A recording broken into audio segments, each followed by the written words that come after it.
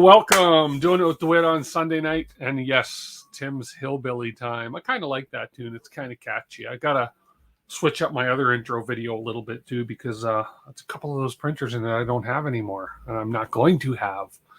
Hello, if I only had a brain, Scarecrow. Hey, well, let's say hello to everybody that's here. Brendan Wilson, as usual, was like an hour and a bit early, which is awesome. And then we have Insidium 87 is here. Kieran Clark, good day. I think that's right. And Liam Astro Printers here. G Ready Prince is here. Stream Elements is here. Hey, welcome, Stream Elements. And the Scarecrow is here, and Tron is here. Hey, guys, welcome. So it's been quite the week with getting a few things done Voron-wise. And so just to jump right into it, I'll show you the progress that's been made with the 0.1s that were kind of, the second one was kind of rushed so I could get a start on this 2.4, but we have made this progress. This guy right here was the first one. He's currently printing parts for the 2.4. And this guy here, we just recently, he's 99% finished, I would say. Someone break something already. Never going to happen, Justin. Hey, and welcome. And 3D Experiments, hello.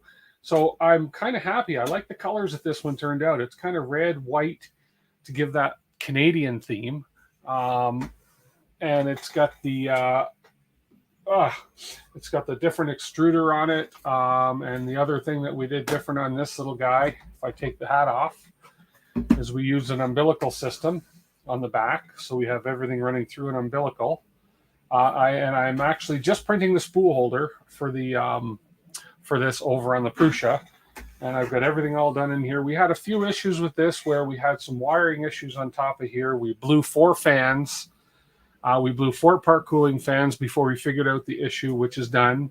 And in the process of blowing the 4 part cooling fans, we actually blew the MOSFET on the main board, so we have a new main board in here that's all done. Everything is working great now. So I just have to replace a couple parts. There's a problem with the fit of this plug unit into the actual piece. Something has changed in this, and I have to move these holes a little bit closer, but those are minor things. I got to put the back on and so forth, but otherwise, I'm quite happy with the way this turned out color-wise. It looks pretty good. It's got that red and white Canadian theme going on. Let me put the hat back on here. So it turned out pretty decent. I kind of like it. So yeah, this is the 01. Thank you so much, Ready Prince, G Ready Prince. And who else is here? I saw somebody else new pop in. Better Than Yours US. Hello. Hello and welcome. So yeah, so we are just got to do some tests. I've already actually done the PID tuning on this guy. I've done the PID tuning. I've done the leveling. I've done the Z offset.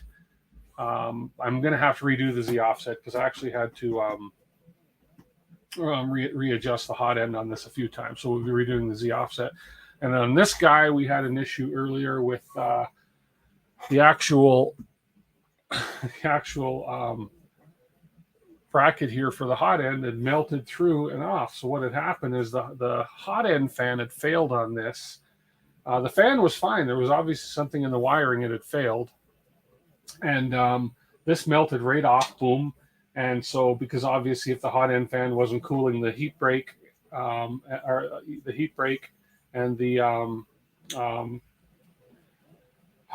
you know what I mean? I'm brain fart right now. Anyways, so the heat rose right up through the hot end into everything and caused the meltage to happen. And of course, because that happened, we had a major clog in the nozzle up in the heat sink part, and the heat sink and the heat break. We had a major clog, so we had to basically strip the nozzle down, take it apart, heat it up with a torch, get rid of all the ABS that was clogged in there, and now it's running beautifully. As I say, running the parts for the 4.2. So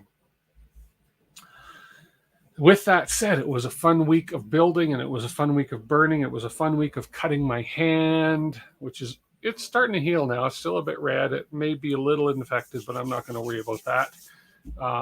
Yeah, nice, sexy little unit, Tim. Thank you. Thank you. I'm glad you agree with the trimming colors. So red and white, and we got some gray going inside, some sparkle gray. So yeah, not bad.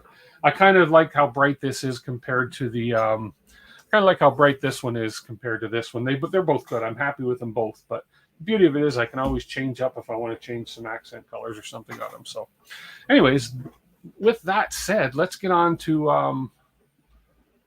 Oh yes, G Ready Prince. Right? How can I forget? Happy Father's Day to all you fathers out there. It's our special day today, and I hope everybody has had a great Father's Day and has done something fatherly, and I don't know, done something, got yourself some good man toys or something. So yeah, happy Father's Day. So we're gonna put this guy just up in behind for now, just on top here.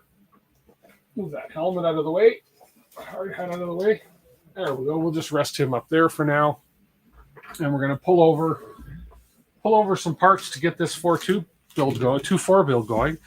One thing I was going to point out. This is interesting. These are all after the two 01s were built. These are all the spare. This is the LDO kit, but these are all the spare parts. Yeah, and they're actually legitimate spares. All the spare screws, all the spare parts, and everything from those 2.4.2 builds. So I probably have enough in here to build another one, and a whole bunch of zip ties left over. So that's all the extra parts from that build. So on to the 2.4. I've been working. Hey, Ben Brady, how are you?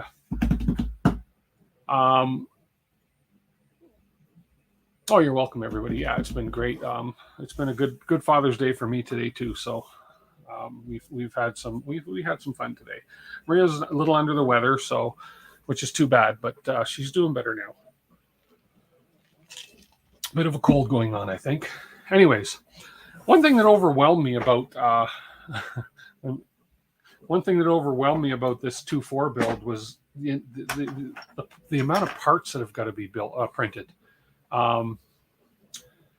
It's mind-boggling. If we go to the overhead camera, so far, these are the parts that I've printed. I have another full bed of parts being printed on my Flashwords Creator 3 over there. I have some more gold parts being printed on this 01 right here.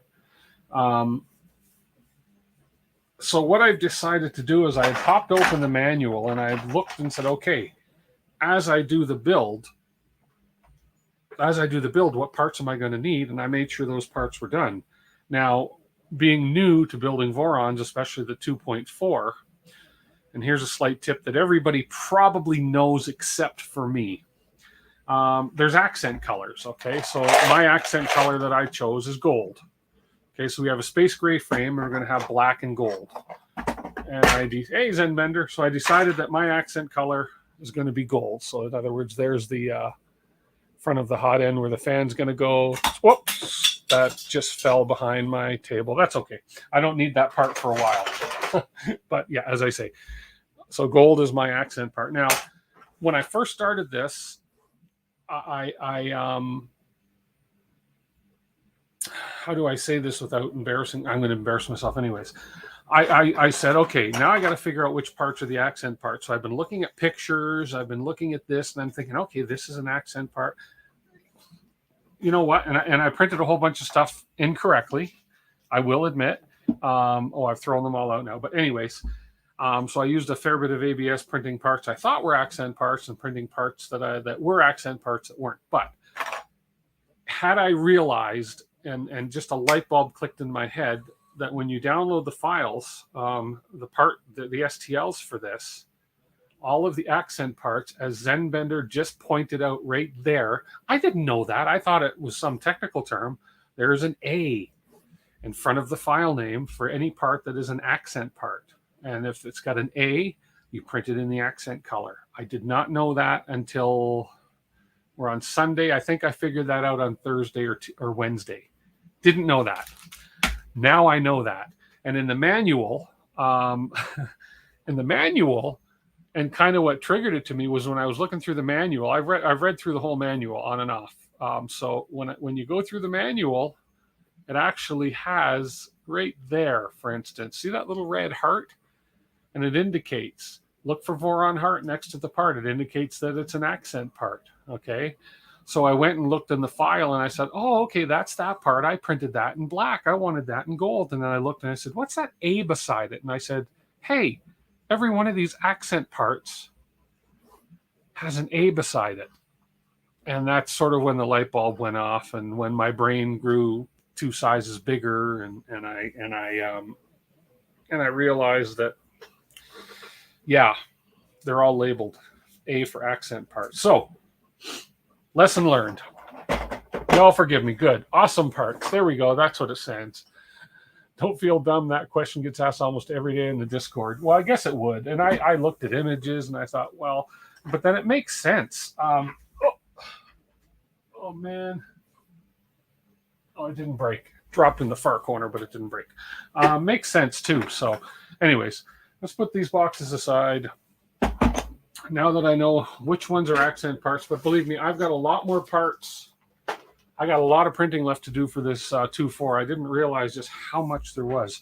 I had a whole bed fail on me 34 hours in. I had a whole bed of parts fail on me on the Flash Forge because the nozzle had clogged, which, considering all I've put through that nozzle, it's surprising it took that long to clog. So I just replaced the nozzle. And it takes a different kind of nozzle, but anyways. So what we're going to do, we're going to delve right into this. So we're going to split my camera up here. We're going to bring some parts over. We're going to build us a frame to begin with. I'm not in a rush to do this build anymore, I don't think, because I've decided this won't be coming to Edmonton with me. There's just no time, and I am not going to rush this build because I don't want to make mistakes with this build. I made a few mistakes and learned from my mistakes on the 01s.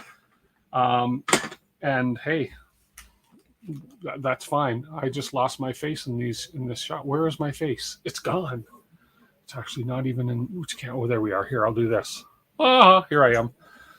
Anyways, hey, old curmudgeon, how are you? Okay. So we got the manual on top right here. Somebody suggested for this build that I actually display the manual so everybody can see what I'm working on at the same time. So I'm going to move this camera over a little bit right there so you can kind of see what's going on.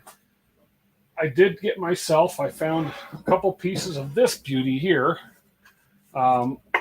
Marble, whatever you want to call it, granite, because this is a nice flat level surface for ensuring I get square corners and I get flat pieces on. So we have this that we're going to work with for building the frame on. I know a few other people that have this and they use this for when they do the builds. So what the heck? Who am I to argue? How long are you thinking of streaming tonight? Till probably 8 o'clock. So 3 hours in total. So 2 hours and 45 minutes more. I see nothing for the next 90 minutes trying to get the mowing done before dark. It gets dark at 10 o'clock at night here, almost 11 o'clock at night before it gets dark here. So, okay, so we have there. So we're going to scroll down. This just tells about all the hardware that we're going to be using and all the so forth and so on. And this explains blind joints, which I learned from doing the 01 build. And so the first thing we're going to do is get this frame built. So let's get some extrusions and let's get working. I think I'm going to need my box of screws first, some M5. So let's grab my hardware here. All of my boxes are over here. Motion, fasteners, tools, and miscellaneous. That's the heavy box. There we go. Hey, Joe Velasco. Okay, so we have our VHB tape, which I'm going to put aside. I got tons of that tape. Our handles, which I'm not going to need for a while. And here is all of our screws and hardware. And we have more zip ties. They do give a great bag of tools and Allen wrenches, hex wrenches that I can use. I'm going to use my own. These are great ones too. They're ball end hex wrenches. So we're just going to leave that closed. Some people, when they do their builds, they use the wrenches that come with it, but I just choose to use my own. If you have them, use them. If you don't, those ones work fine. So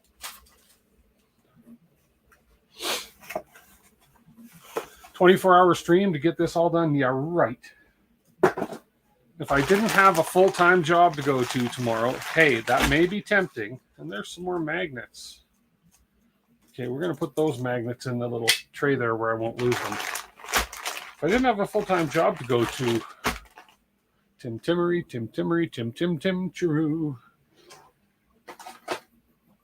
Are you a witch or a wizard? Then it's not a hex wrench. Well, I know it. I call it an Allen key. Allen wrench, Allen key. Some people get offended by the Allen thing. I say the heck with it. If you're offended, you're offended. Anyways, there's a whole bunch of screws. This is backup. Oh, look at that. We get a whole bag, a whole massive bag of backup screws. I like that. It's one thing these LDO kits do not scrimp on is parts. There are more parts than you can shake a stick at in this thing. And the extras, my goodness. This is a relief. The fact that I can use T-nuts and hammer nuts for this build as opposed to having to, don't forget to put your inserts in. So anyways. So we are looking for M516s. So let's go ahead and look for the M516s. I'm so used to working with M3s, and now we're up to M5s.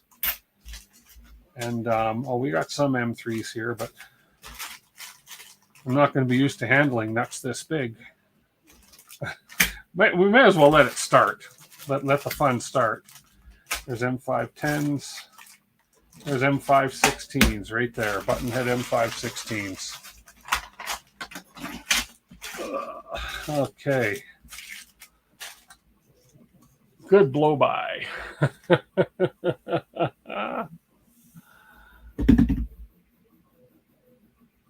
There have been a pile of bits behind your bench since the previous. There have, and I got to get back there one day and address those pile of bits. So, okay, so they are looking for A extrusions, and I believe the A extrusions are it's one that we have the most of. So let me have a look.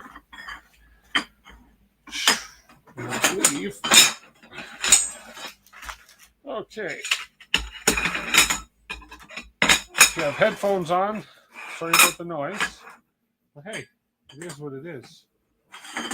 And I believe that's the boom boom. I think these are all, that's not an A. That's an A. And I believe these are A's. So let me ask you, and that's not an A. And I bet this is an A. There we are. 1, 2, 3, 4, 5, 6, 7, 8, 9, 10 A's, right? Well, this is 10 A's, so we need the A's. Here we go. So let me ask you, if this is an A extrusion, okay, is this the A hole? Just asking for a friend. Typing is hard. Haven't I built a million Vorons already? This is only number 3, Llama. You're exaggerating. If I've told you once, I've told you 20 billion times. Don't exaggerate. Okay. So we have our M516s. I'm going to need a bigger wrench. Is that the right size wrench? Look at that. We have the right size wrench, which is a 3mm wrench to go in the butt end of these M5s. Okay. And we're going to put a bolt in the end of each A extrusion. All except 2 of them. So in 8 of them. I probably don't need this. These will probably just screw in nicely by hand. So.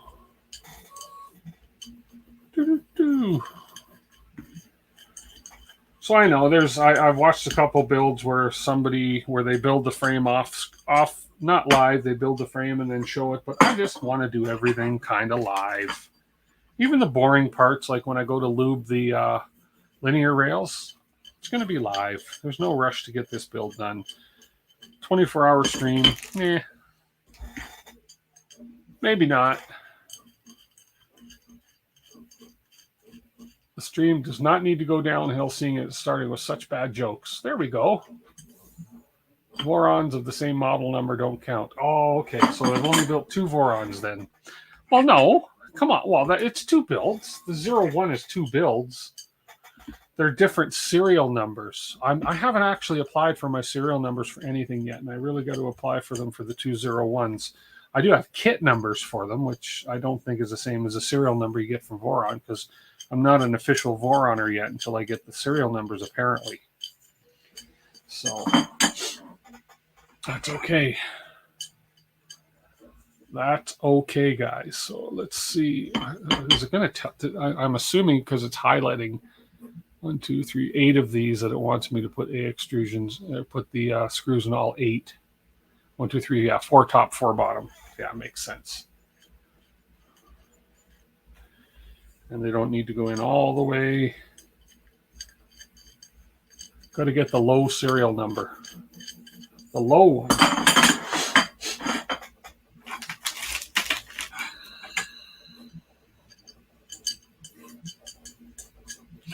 This camera's got to turn a bit. Oh, that's not that camera. That's this camera. Too many cameras pointing at me here. There we go.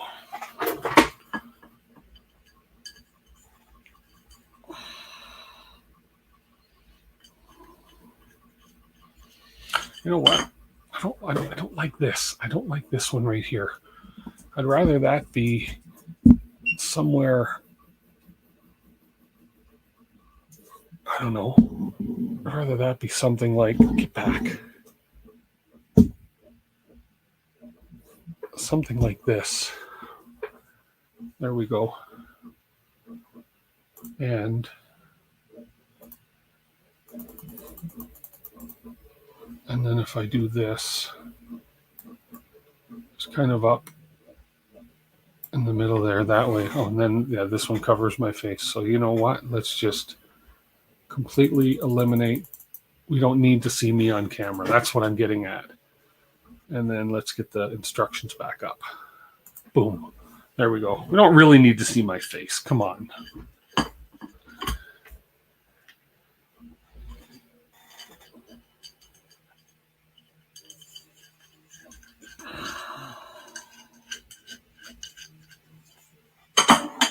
So yeah, that was, it's interesting that I had to actually troubleshoot and repair that little 01 already. So I took that between the issue we had with the, on the two of them, the issue we had with, that I had with the umbilical, with the bad wire, it turned out to be a bad wire. It's a beta test umbilical kit, which my guy here, my local guy, gave to me to try to beta test. He had inverted one wire by mistake, which is, it happens, and I made a couple mistakes myself. Oh, nice, thanks, Tron. Yeah, I'm trying to get as many good camera views as possible. So, anyways, and then yeah, and so I've taken apart the mini afterburner more times than I'd like to count in the last week. But I've become quite adept, especially with that first 01 where the fan failed and it melted right up to melt the hot end shroud right off. I fixed that and everything, and dummy me didn't realize that, hey, there's going to be a crap load of filament clogged in that hot end now, in the heat sink and everything. And so I ended up 1, 2, 3, 4, 5, 6, 7, 8. We got 8 of them done. I ended up taking that thing apart about 4 times altogether, and now I've actually come pretty good at taking apart that mini afterburner. It's a pain in the butt to put back together sometimes, but hey. Okay, so we got those ends in. Okay, prepare 8 extrusions. The extrusions are going to be used in this section. Prepare them as shown above. Okay, frame assembly. The design uses blind joints. We know that. We outlined additional basics of blind joints on page 10. More tips on how to assemble a frame below. So we can scan that QR code, but we don't need to. So we're looking for a B extrusion, and then we need 2 of our A extrusions. The B extrusions are the long ones with the holes in the ends. Okay, so that's these guys right back here. Okay, so here's where we're going to use this nice flat surface. So we're going to have 2 A extrusions. Let's see if I've got enough space here. Yeah, I can do that just like that, and then a B extrusion, just like so. Okay, now build the flame on a flat. Build on a flat surface. Build the frame on a glass or granite surface. So this is granite to ensure you can get it as square as possible. Okay, so what we're going to do is we are going to go through these blind holes blindly, and actually it's probably easier if I turn it around like this. Let me move some of these frames. I really do need a little bigger workspace, but this will work. This will work. But this will work better if I turn it around like this, so it's facing me, so I can actually see what I'm doing.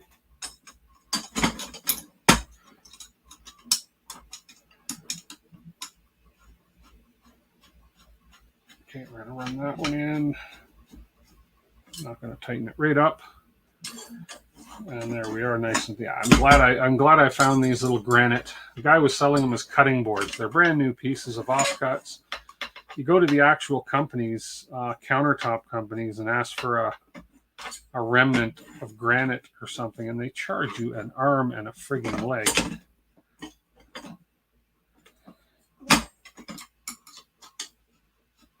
Okay. So we're going to get these ones as quick and square as possible.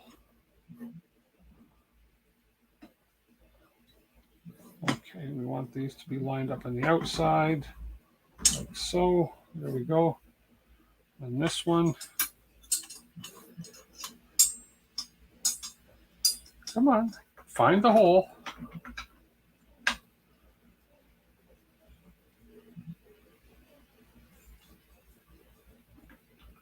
Okay, like so.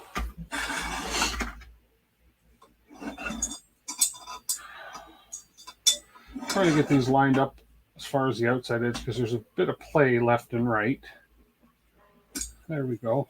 Trying to get these nice and smooth on these joints here. Okay, so we have, so we're going to do two of these. Basically, we're building a square frame just like that. Okay, so we're going to do that. We're going to do this again, and then we're going to join them. So let's put this one aside. Now let's use the top of the 01. Oh, we're finished on the 01 here. Our little parts are done. Cool. Okay, two more of these guys. And I have a second one of these I may pull out. Hopefully, I don't know if they're level with each other though. Anyways. And another B-frame here. Here we go. Okay.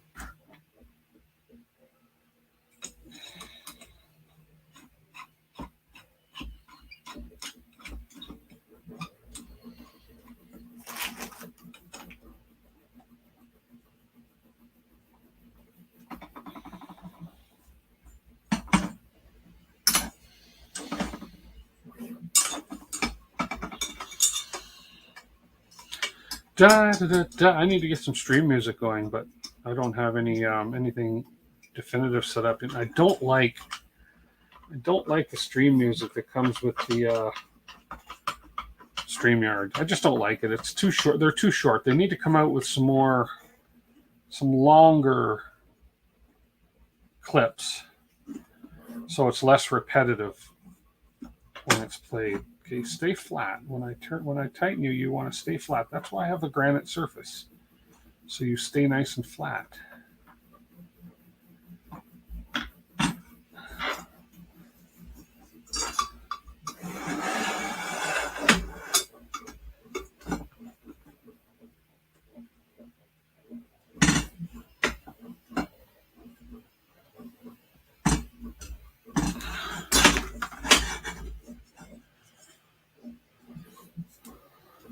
You're not flat.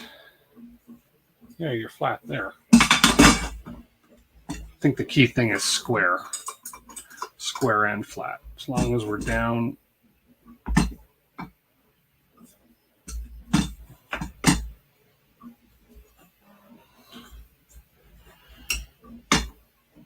Come on.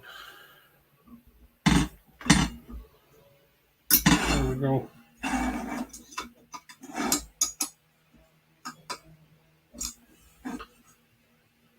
Okay, thanks, G-Ready Prince. You can't say no to Legos, no. And I do need some luck on this. There's no doubt about it that, you know.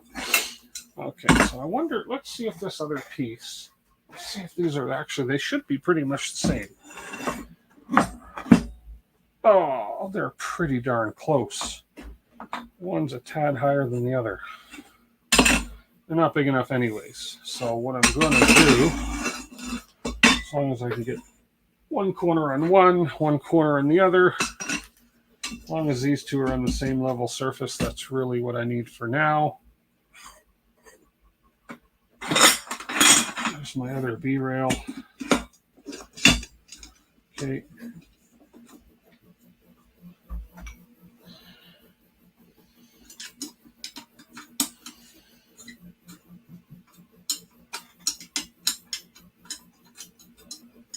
Come on, find the hole. There we go.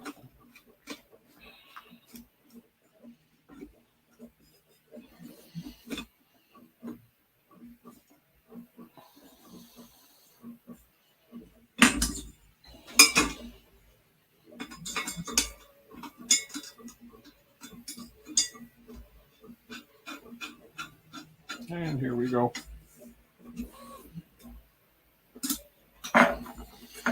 Okay.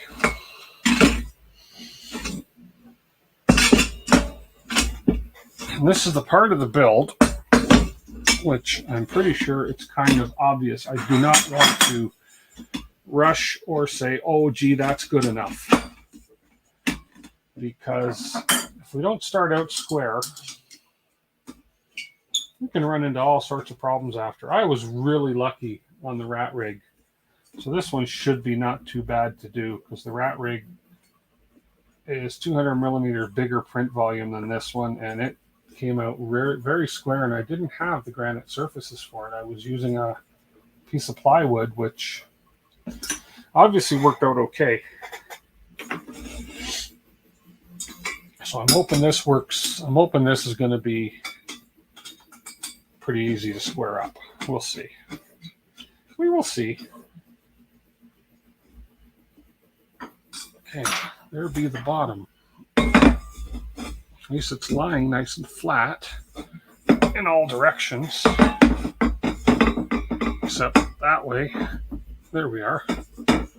Okay. So we have the A extrusion, B extrusion. We got that part done. Now we're going to put A extrusions on the top.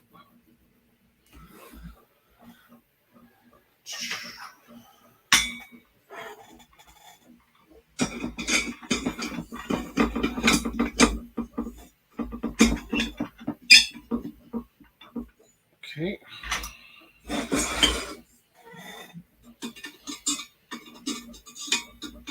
Now I should actually turn this around, which I will do. Although it's pretty easy to get the tops lined up nice and level there.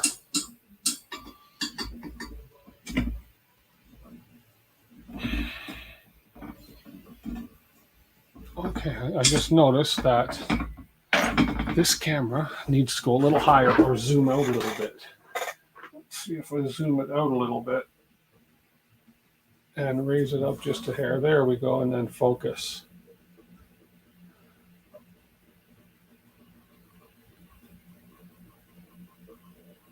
I think that's focused. Let me just check. Yeah, I think that's focused. There we go. So what I'll do for these is I will turn this around. That way I know I have a flat bottom. Got a text message. Let me see.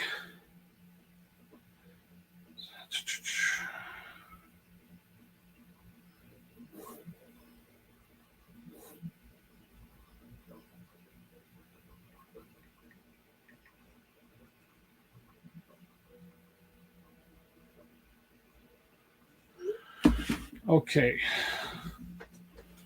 So I'm going to do that A1 there, and we're going to put an A1 in here, and in here.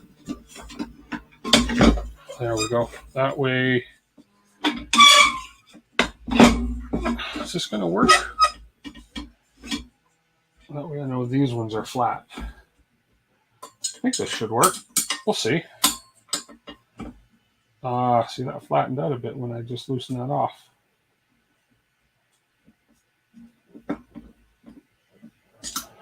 So on a parallel surface, on a level surface.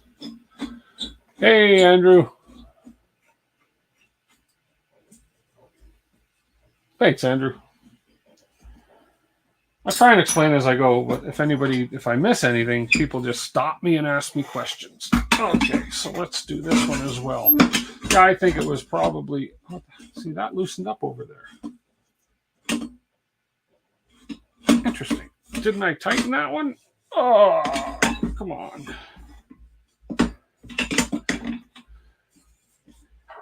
How'd you loosen up?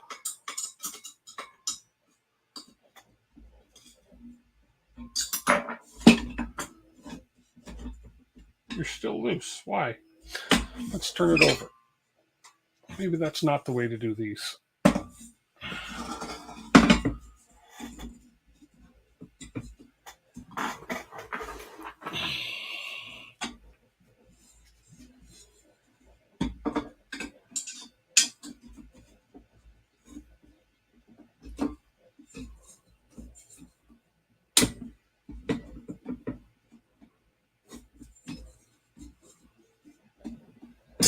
That's better.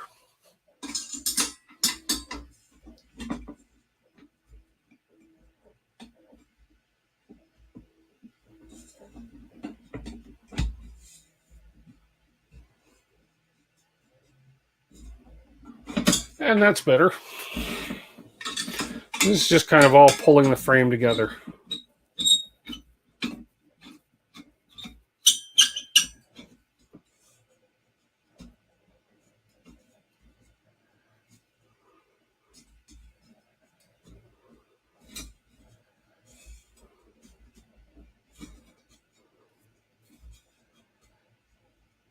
Okay. There we go.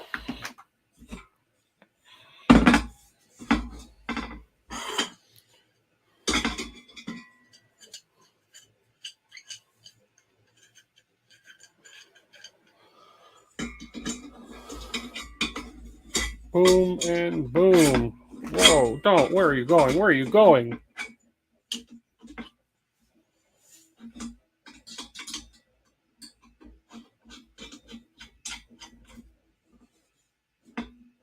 Hey, Duff.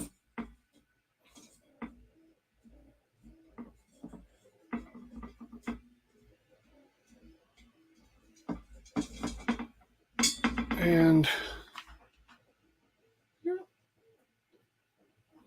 this one.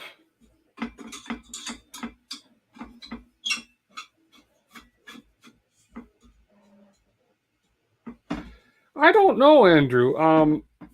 I would hope. I don't think so, but I don't see anything in the instructions for it. But we'll see. I would think it would want corner braces for these because these things can slip a bit. These things tend to slip and twist a bit. But I don't know. Nope, just blind joints. Okay. Okay.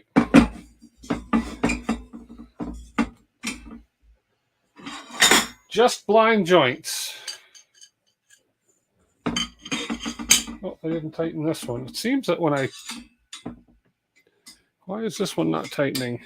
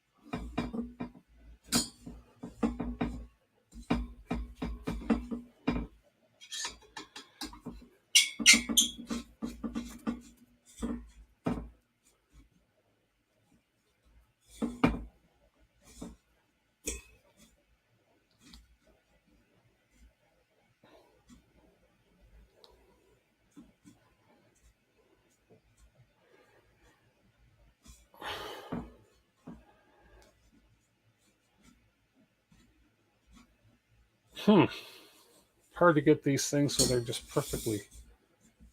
Seems okay now. Let's see. Let's see. Everything seems to be tight.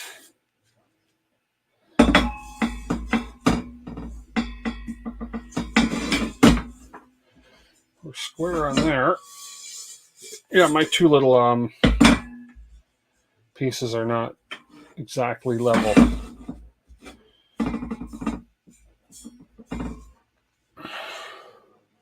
Ah, okay. That makes sense as he drives wood because there's one in each spot with legs. Yes. Okay, so let's see.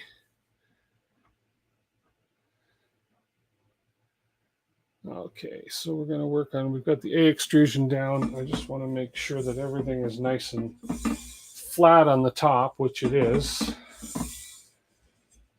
This one's a little bit high.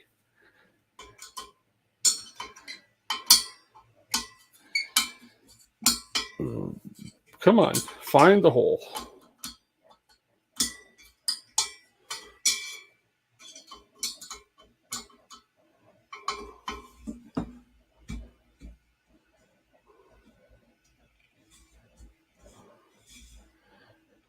There we go.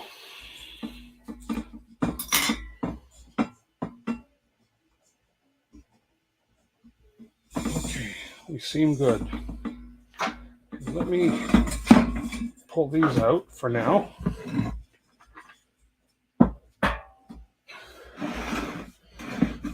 The benches aren't too bad, actually. These are pretty good solid wood bench tops.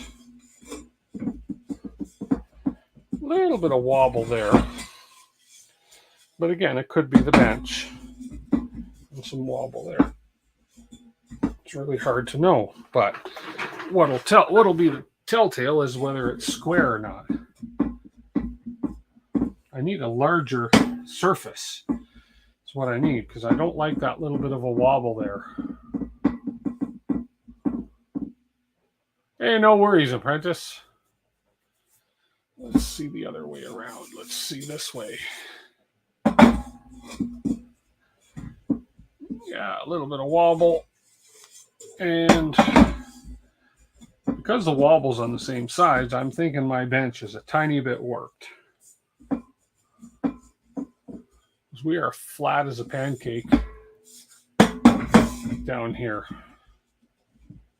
Yeah, it's got to be my bench. Okay. There's that. And then we're going to 2 more A extrusions and put those little end caps on them. Those end caps I put right here.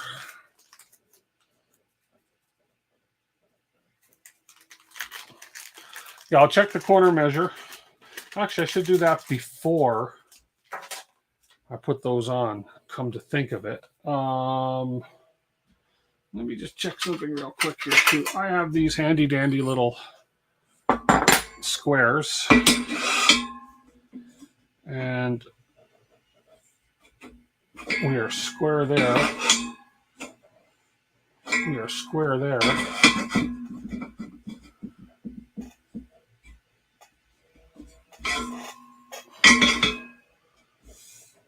No doubt we're square.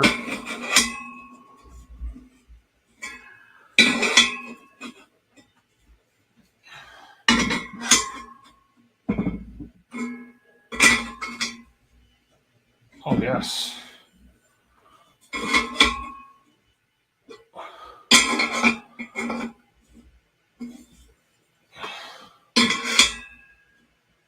We're very square. Corner measures should be good, but I'm going to check them. I don't have, I wish I had a flexible tape measure. I have this one. Let's check this measurement here. We'll go from that edge of the tape measure, pulling out to this. Well, we are exactly 2 feet. Like, let's go. Oh, it does have millimeters. Actually, I'm going to start at 10, just so I have a reference point. Come on. There we go. 10.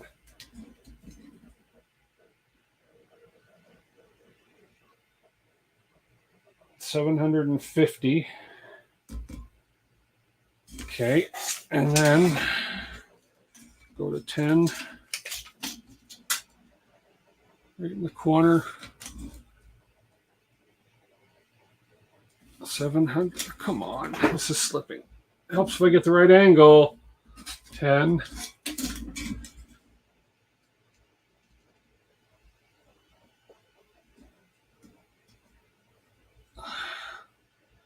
$750. That may be like a, gosh, if anything, it may be a 1/10 of a millimeter difference, but that's fine. It's hip to be square. Yeah, am I checking for square? I did. I'm checking this way, and I've got my, these are precision squares, basically. They're machine squares. So, 2 ways to check, but this way, the measurement way is always a good one, but this, I don't find the measurement way to be as accurate, not with this tape measure, because if there's any slight movement in my hands, that's 750. Actually, it's 650, but I'm starting at 10 at 100, so I can't. That's good. And if I throw this square on here as well, you can kind of see in that bottom left camera that is, there's no play in that square at all. So that corner is dead square. And the opposite corner up here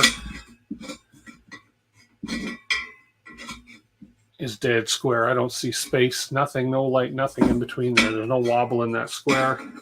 This corner is dead square. Okay, which I think is really what matters. So we've measured the 2 opposite sides. I guess I could measure these ones as well, although these should be on. If the 2 opposites are on, these should be on. Let's go to 10. This should be 750 again, which it is. This is just a hard angle to do this at, and that one's right. And again, dead square there, dead square there. We are dead square here. And we're dead square there. One more side. This side. It is hip to be square, Huey. It's hip to be square. What movie is that from? There you go. I think it's from... Come on, don't slip. That's the same. 10. This is hard on the neck. I don't know why. That's good. I think it's from Back to the Future. I'm not sure. We're good there. We're good here. We're good here. Another thing I haven't checked, which it should be. Yep.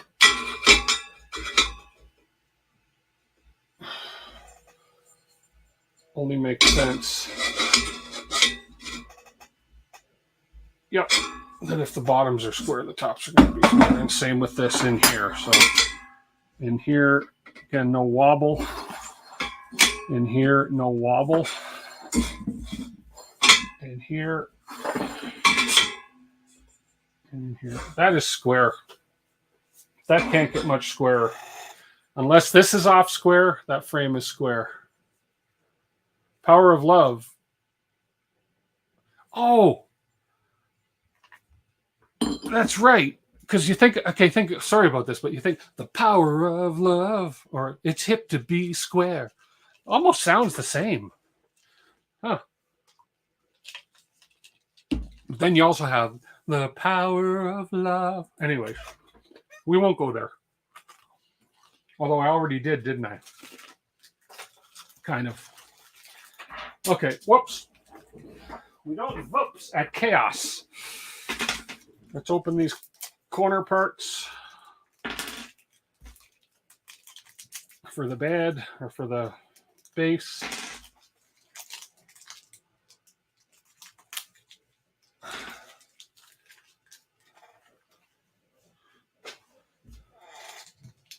I am ready, but I'm ready to learn about the power of love. Yeah, that was a different song, totally.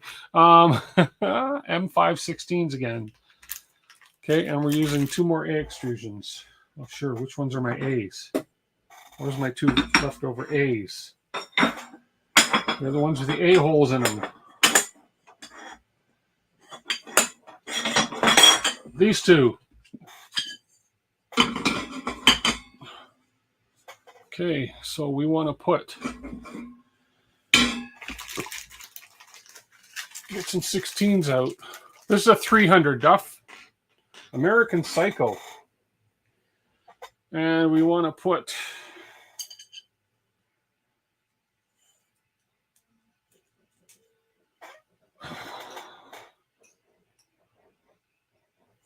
one of these in the end of this. There we go.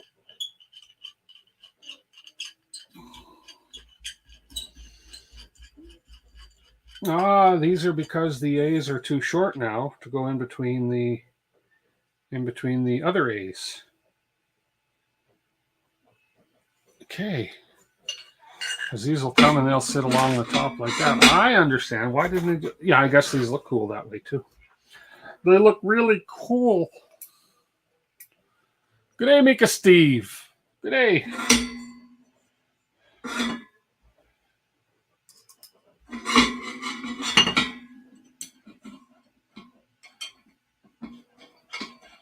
Do not cross thread. No cross thread, especially in aluminum. It's one sure quick way to kill an aluminum extrusion. Be sure of your threads.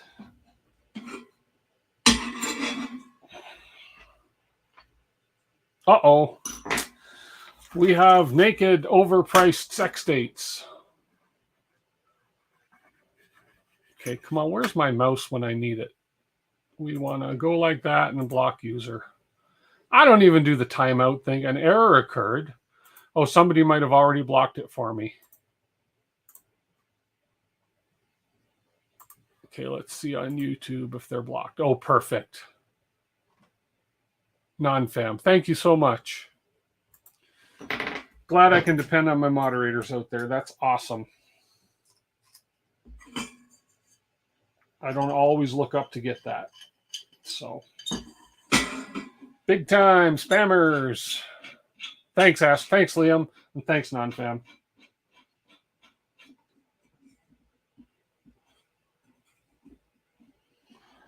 Okay, and the other end here.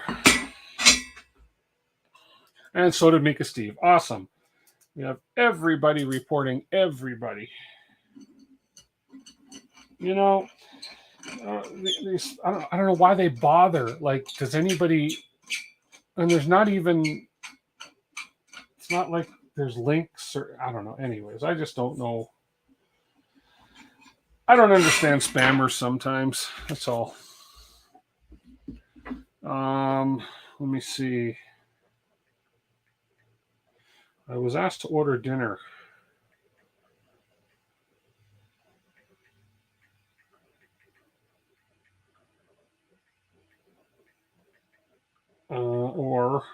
Sorry guys, or I could e-trans.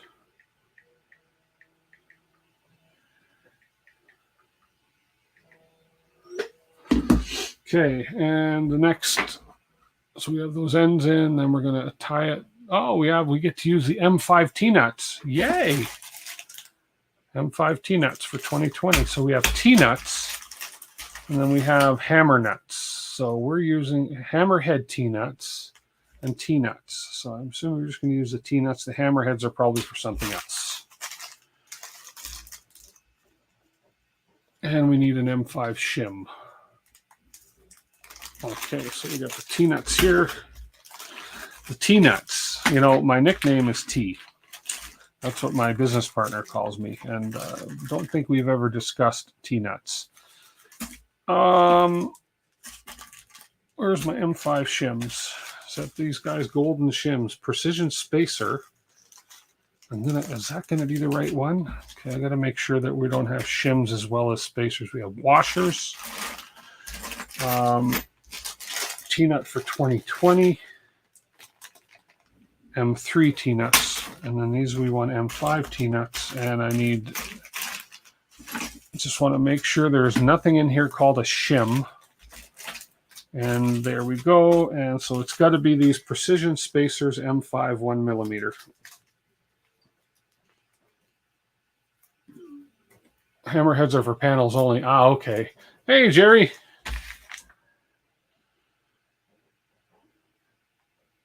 Okay. I'm going to take a break in a couple seconds here and just order some dinner for the fam jam. So I'm going to need 4 of these. These are nice gold precision spacers. Wow. I'm hoping I'm supposed to use these on this. They almost look too good to be using on this part, but I don't see anything. They call for M5 shims. I'm just going to double check that we don't have anything called a shim in here. We have washers. See that I'm kind of confused now. I don't think I should be using the precision spacers in this. I think I should be using the washers. Because there's nothing here called shim. So what do you guys think? Would a washer be a shim, or would a precision spacer be a shim? Interesting. Let me think this through while I order some food for the fam jam. Use the washers. That's what my gut is telling me, is to use the washers. We have 42 spacers and we have 6 washers. M5 washers 6. Because see, to me, a shim and a washer are 2 different things.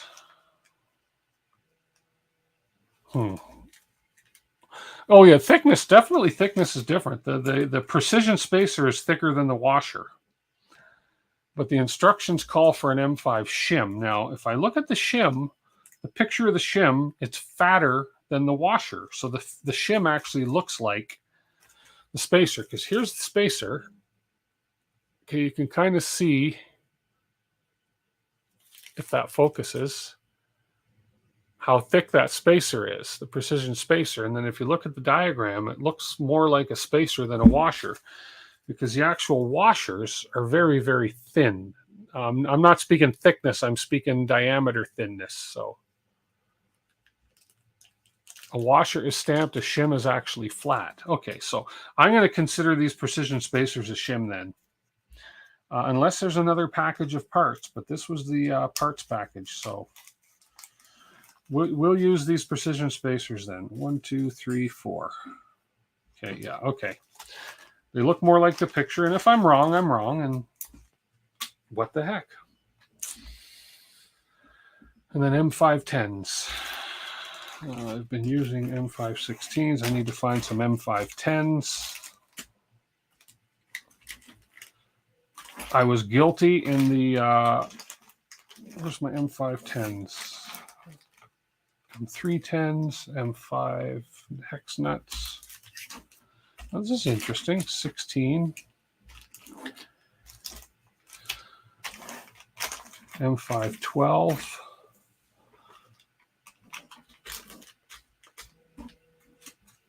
Self-tapping screws. Hex nuts. Okay. Am I missing a bag? M36. M5 hex nuts. We have some knobs.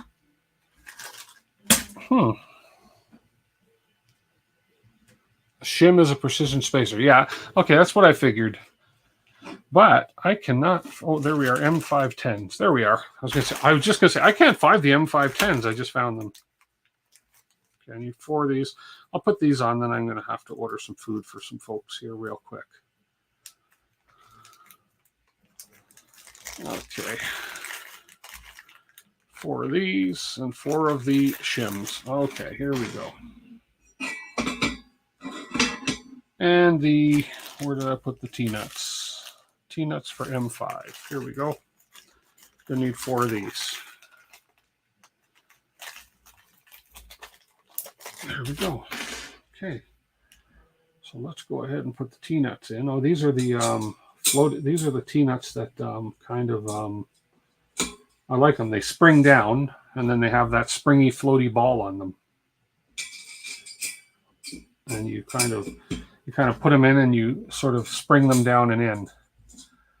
They really, really need to make those for the Voron 01 size extrusions. Come on, get in.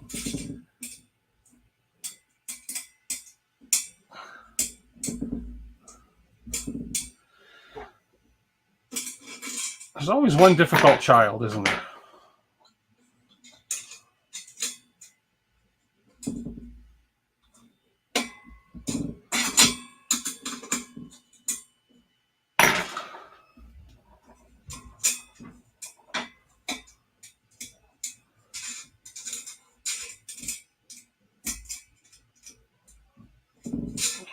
Okay.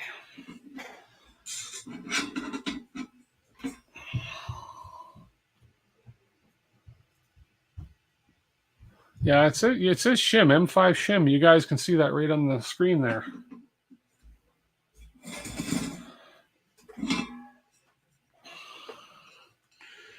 But there's 45 shims and only 6 washers, so I don't want to, I don't know how many extras of everything there is.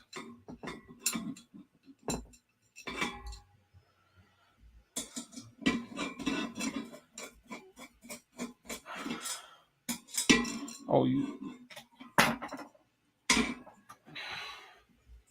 okay, you're not in properly on the other side. Bear with me here.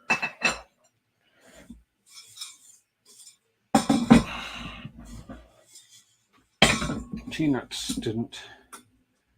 Why are you not settling in there?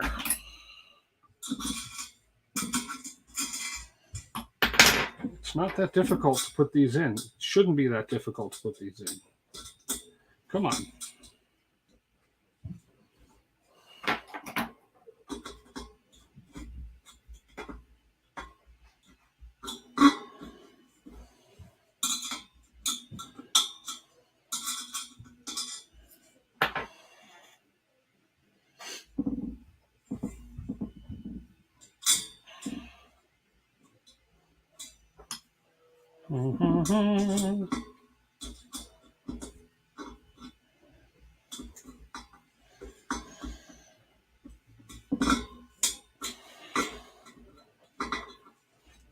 Man, those are too tight.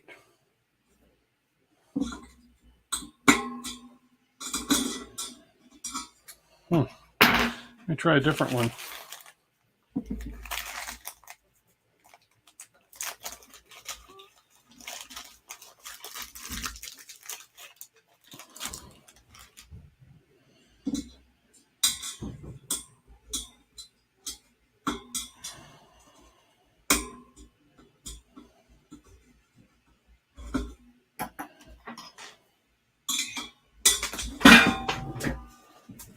There goes gravity. Man, those front ones went in easy. These back T-nuts are not going in so easy for me. Not like it's rocket science to install a T-nut. Obviously it is.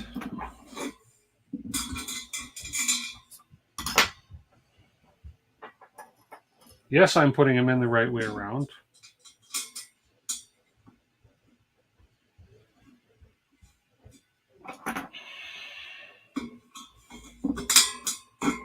Well, there's that one. That one's they're just a tight fit.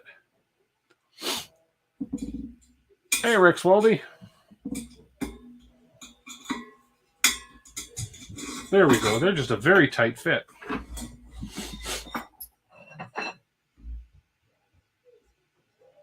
Okay.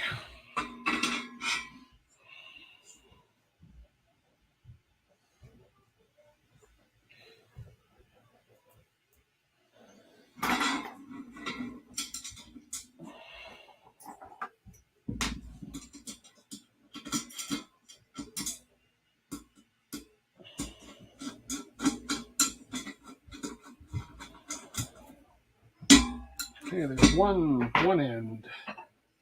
Which end had? There we go.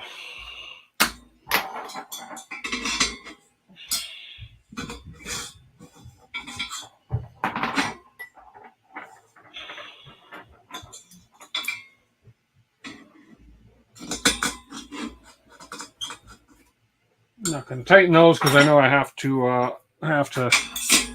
They have to be spaced out in a minute. Oh, okay. Okie doke. Let's get this other one under here. There we go. For M5s, they're all shims. If they're all washers, then it's something that LDO has done. Okay. Voron made a big push to reduce items and reduce item types to simplify the build, so they went with shims used everywhere instead of shims and washers. That makes sense. That makes me feel better. Thanks for checking that, guys. So I'm sure depending on who sells the kit, the bag would have said shims. But yeah, that's fine. My kind of logical common sense thinking says that if there's only 6 washers and 45 shims, chances are these are shims, so as opposed to washers. So there we go. Okay, we got those in. I know we're going to have to space these out, so we'll leave these a little bit loose. I'm going to take a 2-minute break and order food for the family because it's Father's Day and I don't want to cook. Okay, give me 1 second here. Talk amongst yourselves. Okay,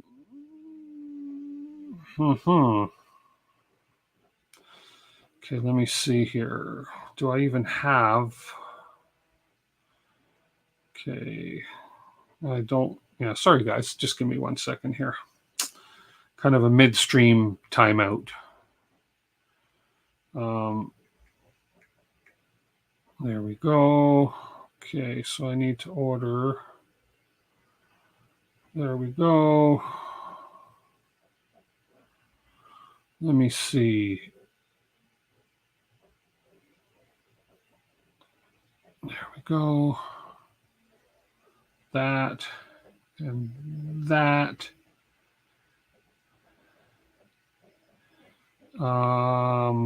Okay. And that. And then we will add that to the order. Bear with me. You ordered Chinese today? Yeah. Let's talk about it.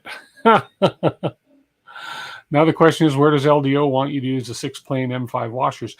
Could be, I know LDO has they have separate electronics instructions for doing the electronics. So it could be something to do with the electronics. 3-piece meal with coleslaw and taters. Okay, 3-piece meal. Let me just go back to the chicken meals. There we go.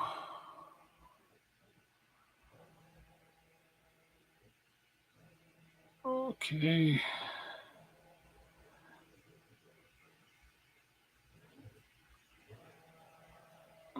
Okay.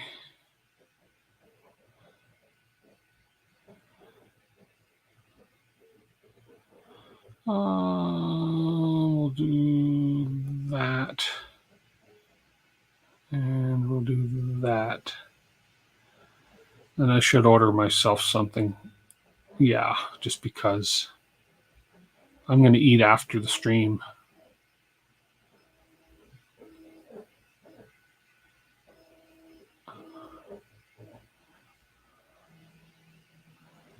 That. Add. There we go. There we go.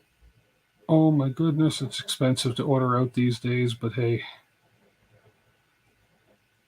And we are done. 5 more. There we go. Done. Okay, back to our regular schedule program. Haha. Could be for the feet. There used to be a mix of M5 washers, M5 1mm thick washers, and M5 thick shims used. Oh, okay. So they've just standardized all that. Makes sense. And it costs them nothing to do that. So why confuse matters? So, okay. So we have those in. Now we're going to do the measurements. We're going to do 90 degrees. Of course, we're going to make sure they're square, and 130 millimeters in between. And half the printer width to the middle. Okay. So basically we're going to measure the width of this, and we're going to come to the halfway point. So the width of this is 500, actually 600 millimeters for the frame. So halfway is going to be 300 millimeters. So I'm going to mark halfway point width, if I can find where I put it. I'm not going to mark it with a marker. Not with a marker. Not on my watch. Where is my green tape when I want it? Or actually,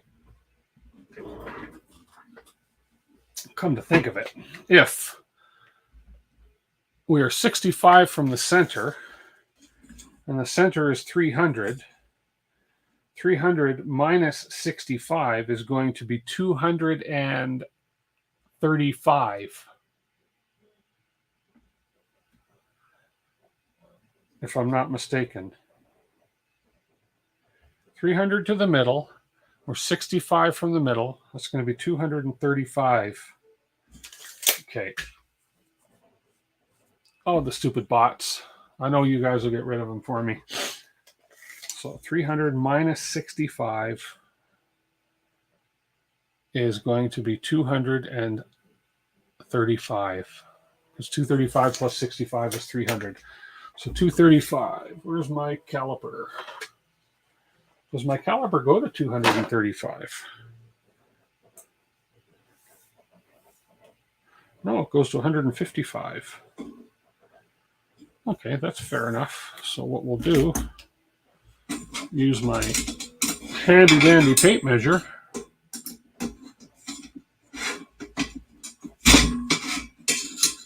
$235.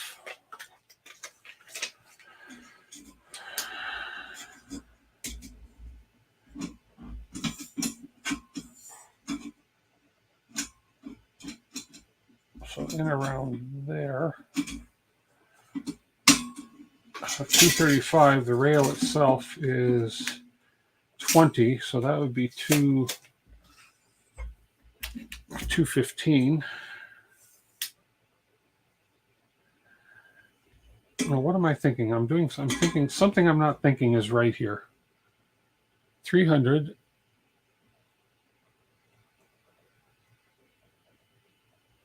130 millimeters.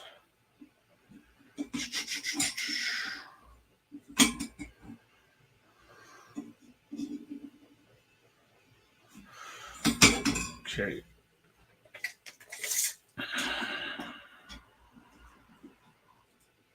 No, stupid me. I gotta learn how to read a tape measure. Okay, come on, you bots. You guys have got to be.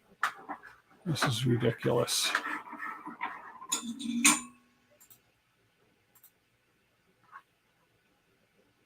Okay, there we go. We blocked them again. And blocked them again. Okay, so they've already been blocked. I want to make sure everything's blocked here. I don't want to have to. I wish I could. I don't know. There's got to be a way to block these somehow.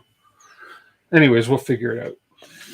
Okay, I have to grow a brain here. This is 460, so 230 to the middle.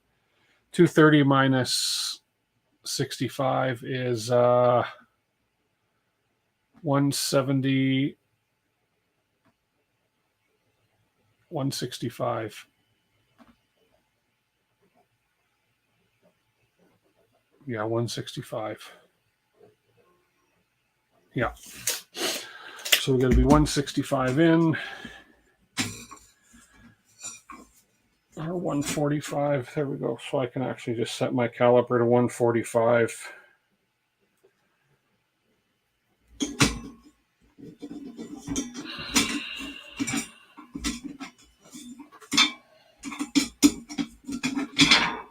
Okay. This is kind of the boring part of the build, I guess, because it's ensuring everything is going to be square and even.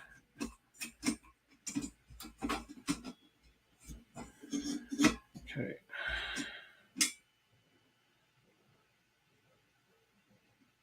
So 145 right to there.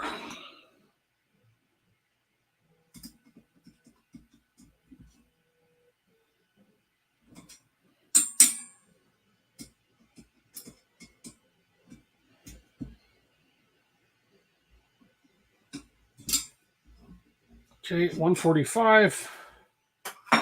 Then we make sure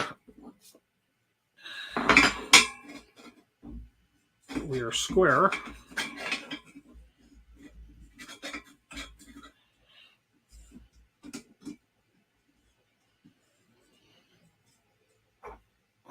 Snug this end down. Theoretically, if I'm square here, and if I'm square here, I should be 145 up here.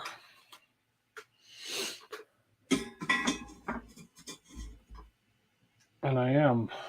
Oh, not quite. I'm a little off 145.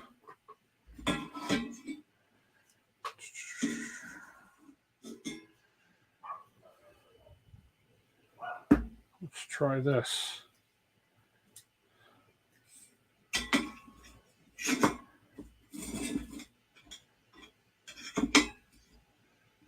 That's correct.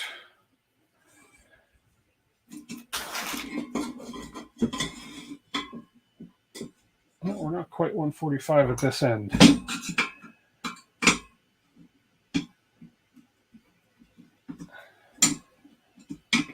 Right there.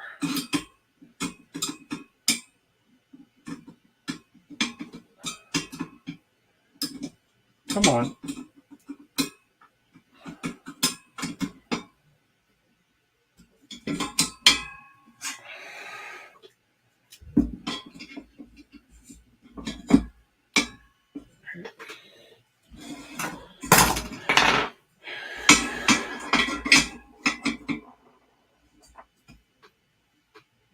Good.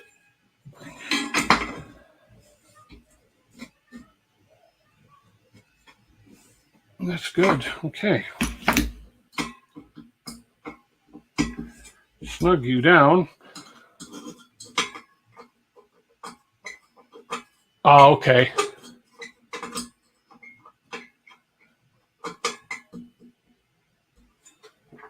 $165 for the left. Yeah, which is 145 plus the 20 for the width of the rail. And then in between the rails, I need a 130. So that should be easy to do now. 130. Set my caliper for 130. Nice, big, bold letters, 130. There we go. Okay. So you're 130 between these two. So we got to shift this guy over. Okay. A little more.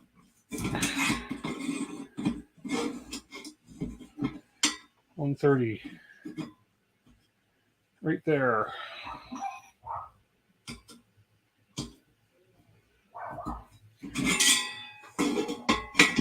And 130 up here.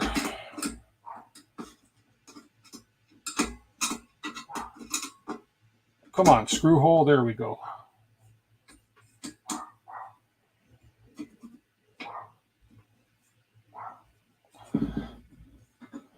Okay. 130. And oh, this one's a little tight.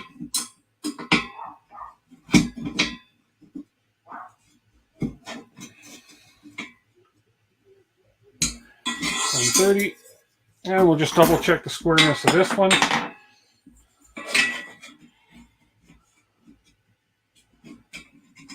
We're good.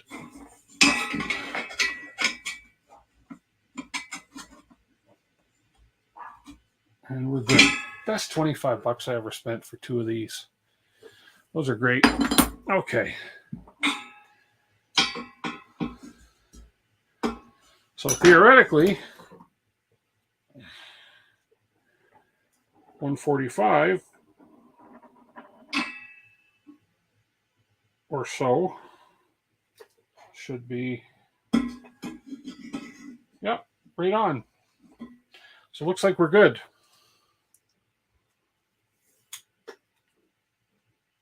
I thought I'd be using, I'll be using the spinning table. I got to haul it out of the garage. Come on, off.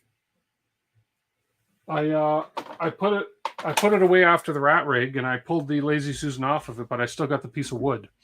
But now that I know the frame size, I'll be able to use the spinning table to continue on this.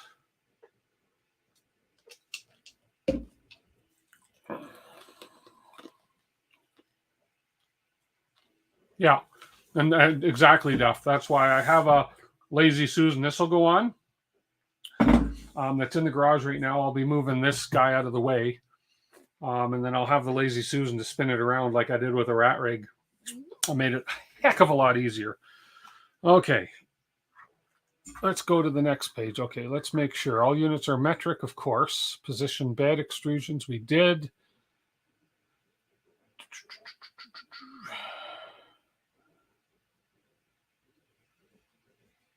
Okay. I think we're good here. Check for squareness. Verify all angles and corners overall squareness by measuring the diagonals. Refer to second half. Oh, I already measured all my diagonals. Nothing should have been thrown off square here.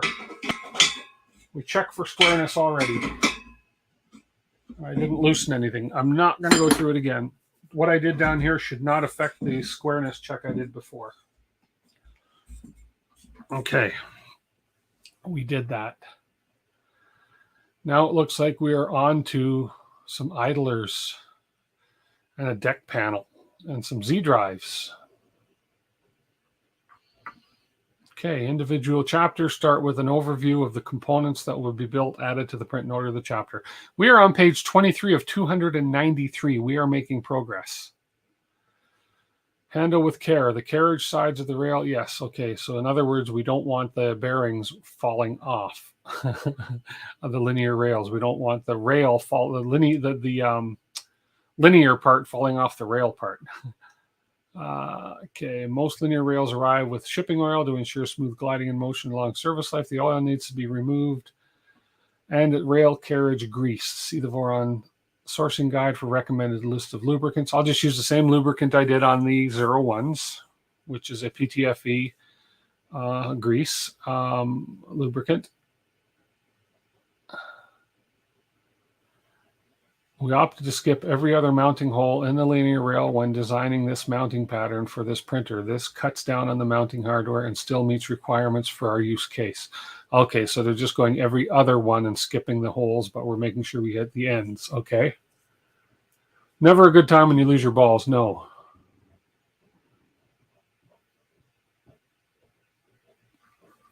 Okay. We are tightening the bolt. When tightening the bolts, tighten them from the center outward to ensure the rail sits flush on the extrusion. Good enough. Okay, Z rails. Why is that here? As you likely skipped over the advice to flip through the entire manual, we added the graphics like these to assist you with the orientation of the parts before you actually put them on the printer. Okay, that's true. I looked through the manual, but I didn't read every single word through the manual. It's a lot of manual to read, right? So, okay, mind the carriage. The carriage was designed to slide along the rail easily. This unfortunately includes sliding off the rails. Dropping the carriage likely irreparably damages it. Irreparably damages it. We won't drop them. Okay, we have the rail installation guides already printed. Okay, and we're putting a 3mm gap between the bottom. So these are going inside here, according to that, and inside here, and inside here, and inside here. Okay. Yes, we don't want to let that fall off the bottom. We will ensure that doesn't happen. Because these ones probably have plastic stoppers, and we will reinstall them to ensure that doesn't happen. Okay. Install remaining Z rails. Okay, so we're going to do some Z rails now. Okay, let's get the rails out. So I'm just going to move this out of the way temporarily. Okay, onto the carpeted floor over here. And we're going to clean some rails, guys. This is the exciting part. If anybody came on this stream tonight thinking this thing was going to be up and printing tonight, oh boy. You're in La La Land. La La La La Land. Okay, let's open the rails. And you know what? We may as well do every rail while we're doing one rail. And these do have the plastic stoppers on them, which is great. Last thing I want to do is drop my balls. Pick my 4 worst rails for Z. Okay. My 4 worst, like smoothness, I assume you mean. Because we have 2, 3, 4. We have 6 of the same, and then we have a beefy one, which I think this beefy one is my X. I'm sure that's the X, the beefy one. That is a 18mm, and these ones are, oh no, hang on.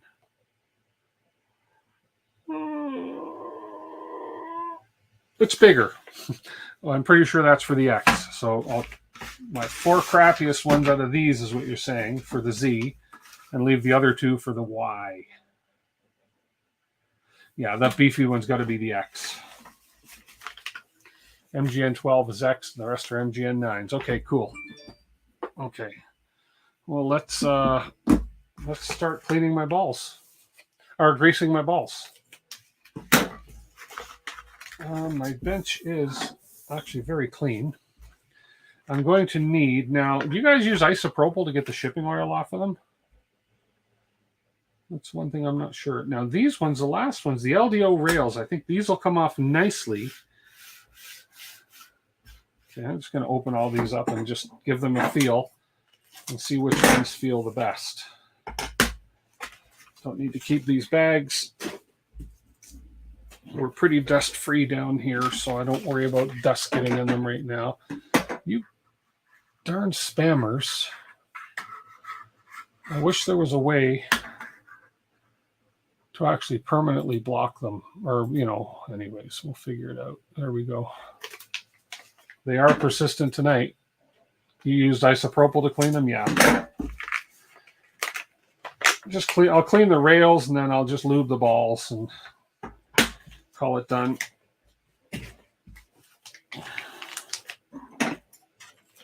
And I gotta go find my lubricant.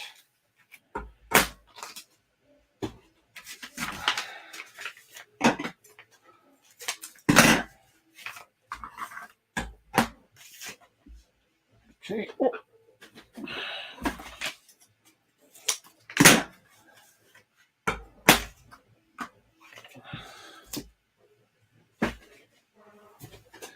Okay, we'll leave these for now. That one's nice and smooth. Okay, that one feels a little stiffer,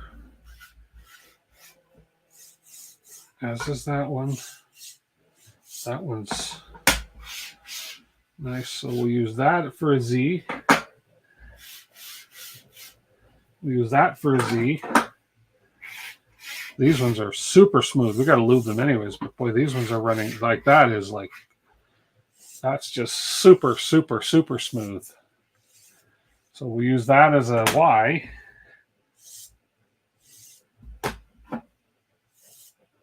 Use that as a Z. And that is a Z. There's my two Y's right there. There we go. Okay. Let's get some cloths. Let's get some isopropyl. Where's my lube? Where did I put it? I think I put it back in my lube box.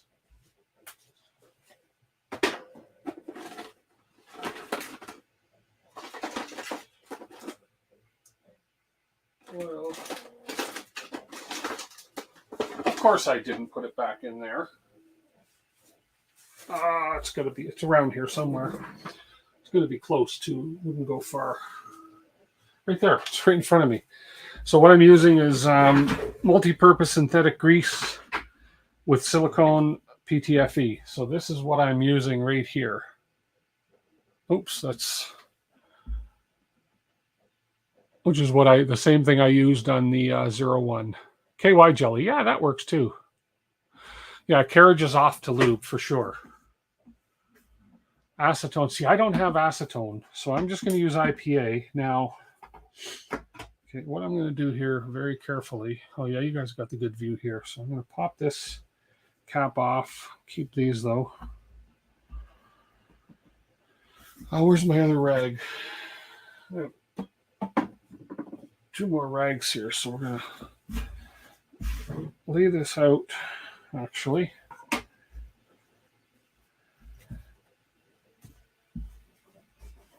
Okay. Oh, it's a piece of wood.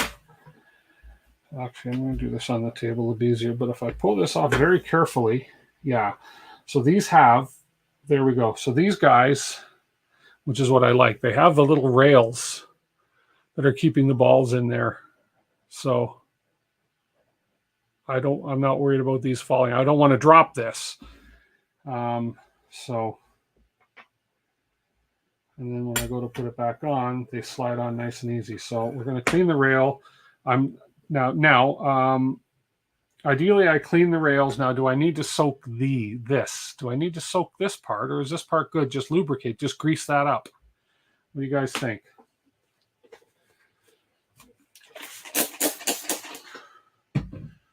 I don't know if it's that critical.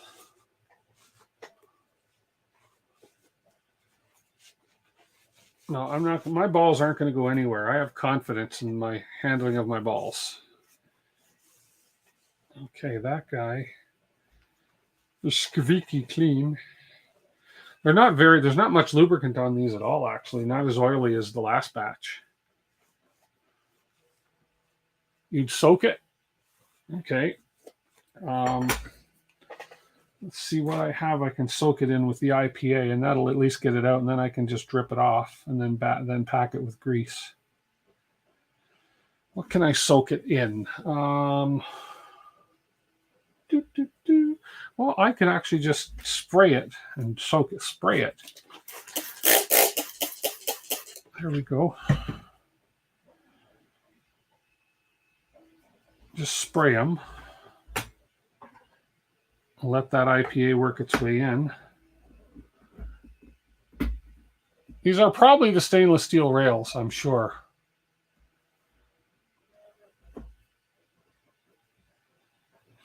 Yeah, these are stainless steel. I remember reading. Ultrasonic bath. That's a good point. I do have an ultrasonic cleaner. Where did I put it? Yeah, they might not have packaging grease at all. They don't seem greasy at all. Just whatever grease or oil is in these. So maybe I don't need to clean them as thoroughly as I thought, because they're not greasy at all. Like here's one here. I don't know if you can see it, but there's, I've seen some where they're major grease on it, and these ones here are actually fairly dry. So I think if I just give them an IPA wipe, spray these down with the IPA, it'll evaporate. just to get any minor grease out of here, and then just grease these up. I think I'm going to be good. I don't think I got to go to huge lengths with these. So, okay. So that's this one. We'll carefully remove this one. There we go. We'll give this a spray. And we'll give this one a wipe.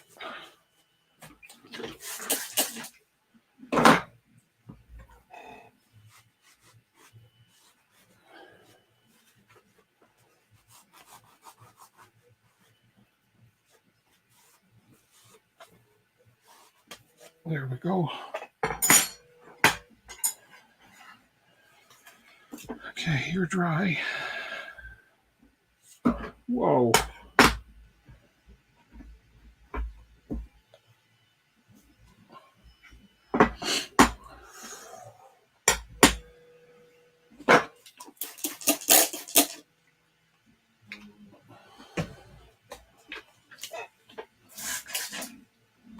Tell you, isopropyl reminds you where the cuts on your hand are. Big time.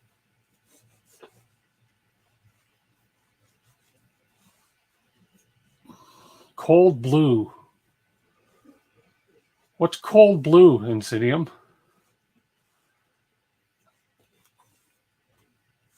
I have not heard of that.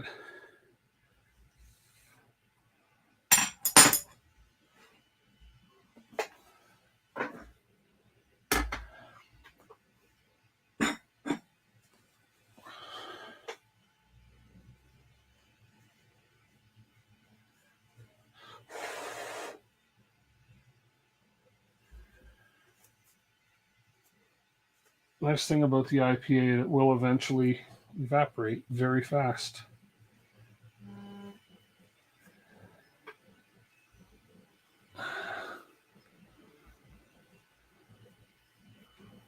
Oh, I see.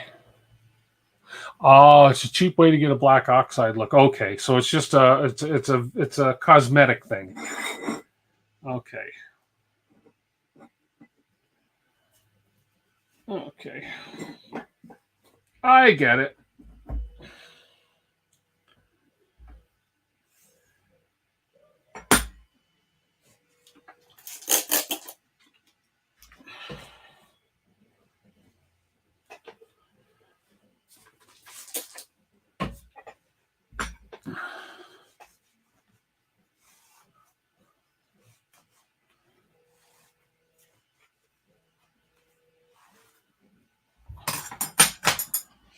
Isopropyl always turns my skin white too. Okay, carefully, not to get any fibers in there, and just get, they're all marked. They've got these markered or something too. So I know there's a way on some of these, and I don't know if this one has it, that you can actually inject a lubricant, but these ones are just as easy to do this way, I think. There's those 4. May as well clean the other ones while I'm at it. I just don't want to mix them up. Okay, pretty big in the gun world. I get it. Okay.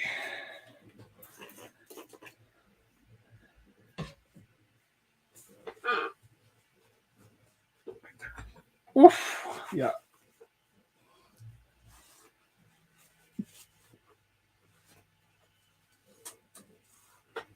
Okay.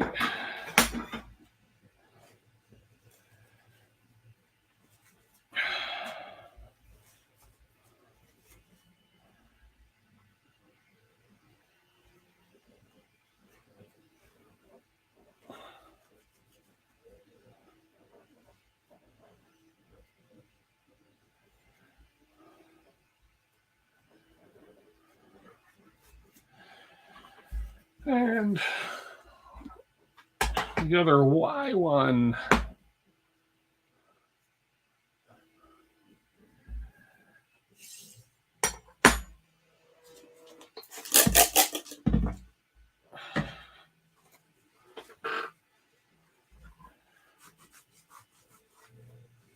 His rag is soaked.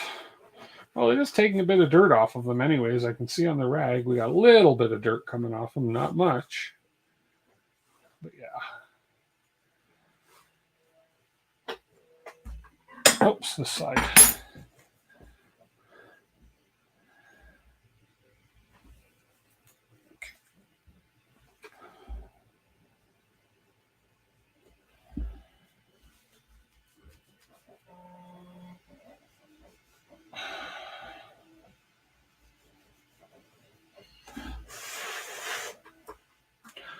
Might as well do the X-rail while I'm doing these.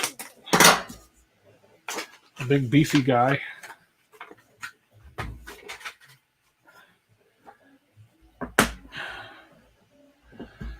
This one's going to have bigger balls, I bet. This one's got the big balls. Oh yeah, these are bigger balls. The dirt is from my hands. Yeah, probably. Because these things are pretty spotless. But this one this one's got pretty big balls. That's what she said. Beat you to it.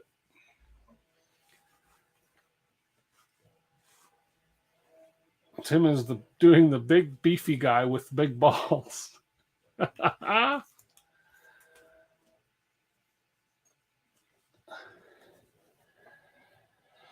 Okay.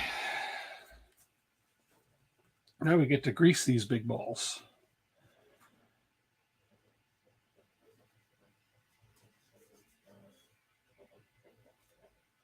Okay. Make sure I get these things relatively dried of the alcohol.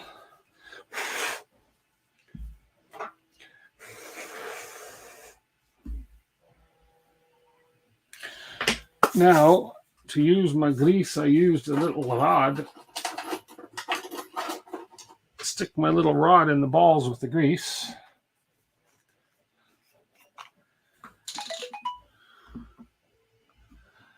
Let's see, what's my text message say? That's right.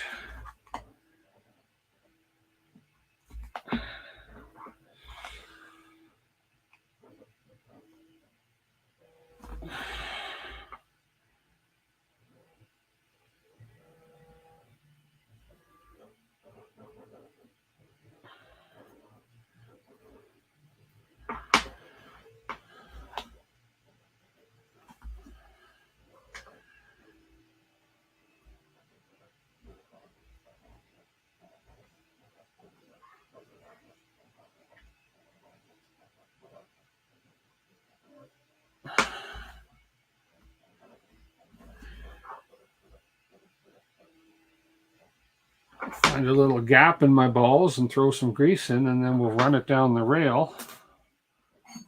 Oh, come on, spots. Why? Why me? Go bother somebody else. Go bother somebody else.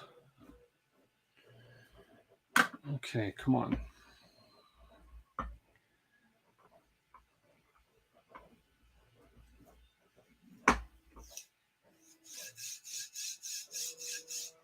Oh, look how smooth that runs down the rail now.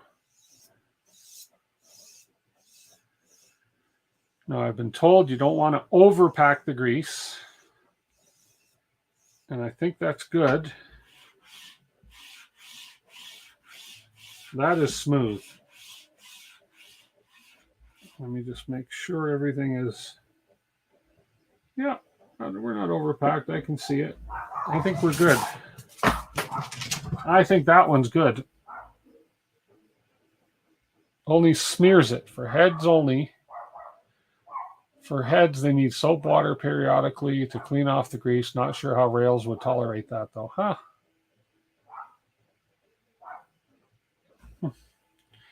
I'm good with this. This is how I've done all my other rails, and I've not had a problem with them yet.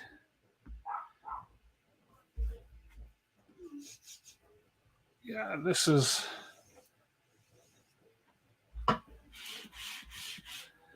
I'm happy with that. Okay, let's get my Y rails.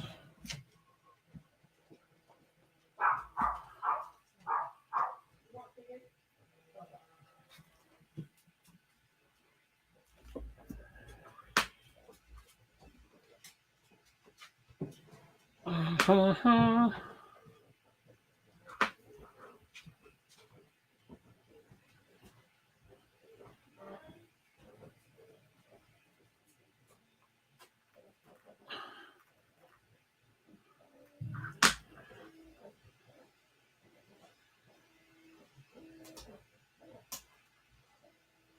Uh-oh. I dropped the ball. One ball. And I rescued it.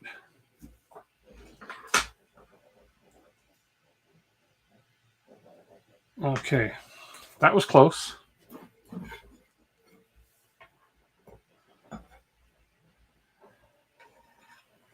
Whoops. There we go. Oh, where did they come from? 2 balls. Oh, I see where you came from.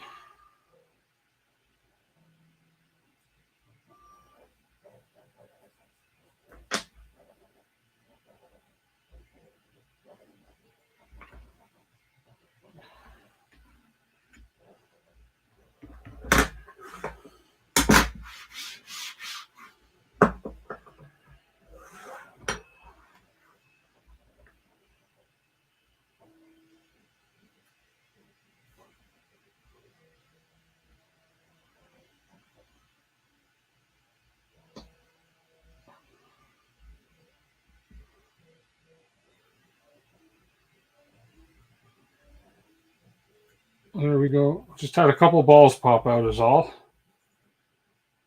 But I think I got them all. No, one more. Where'd you come from? Where are you coming from?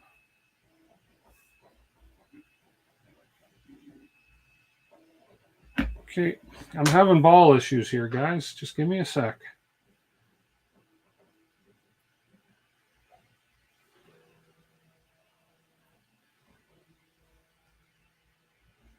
Okay.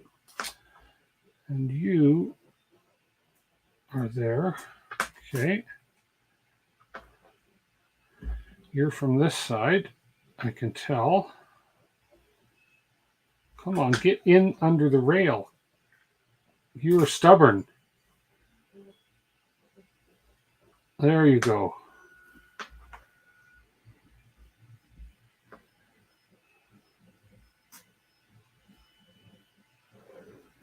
There we go. We have no loose balls anymore.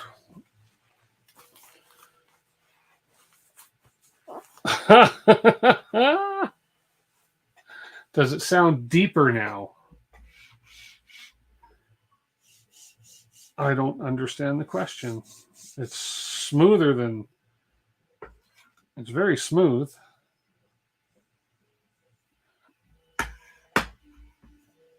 Okay. Does it sound deeper? Oh, I see what you mean. It's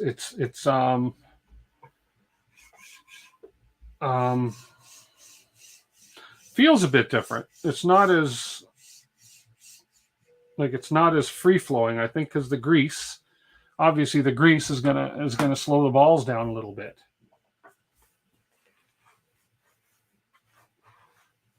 Put screws in the rail. I put the plugs back in the rail that came with the rail. So those plugs there are going to stop the rail from falling off. So I'm just putting those plugs back in. Okay, we've got another one to grease up here.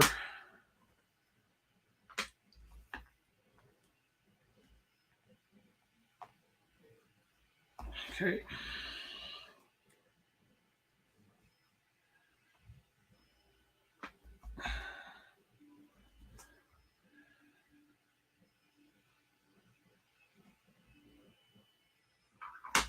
Okay.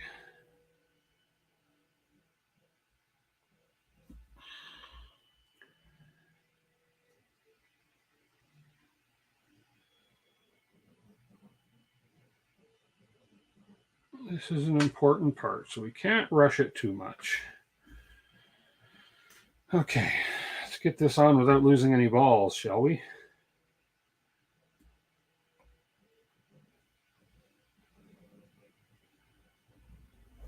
There we go.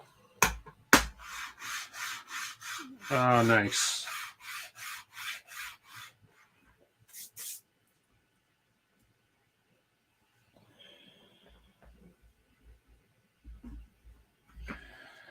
No balls lost there.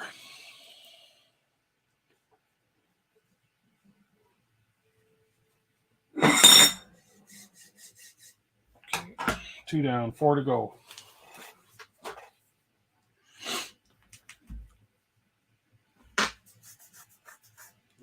These are all pretty smooth. These are all running really well so far. Famous last words.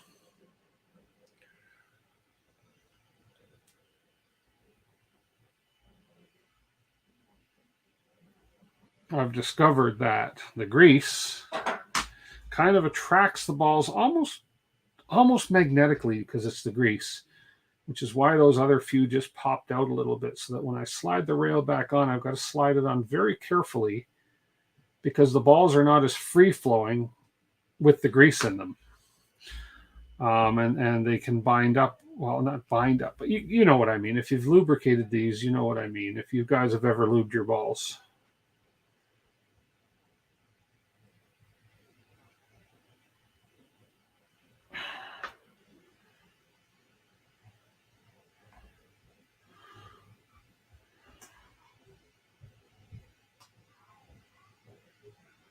Okay.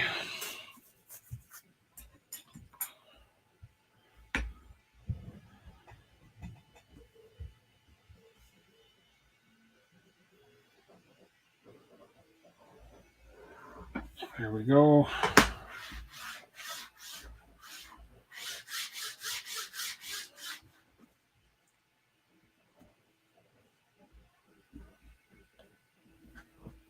Okay.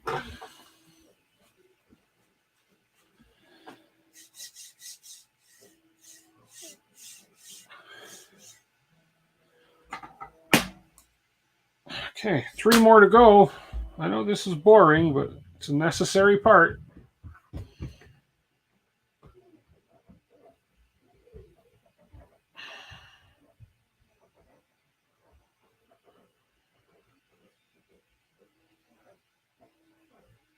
No major ball disasters yet. Gosh, I hope I didn't just jinx myself.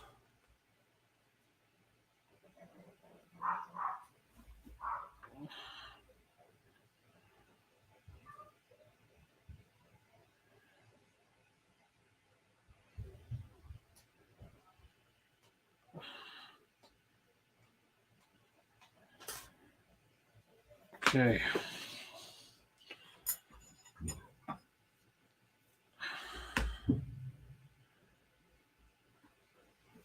Come on.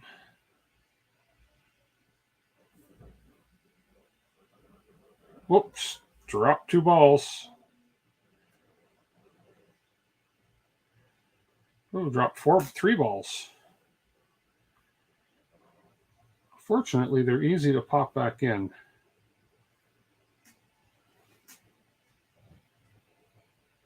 Okay.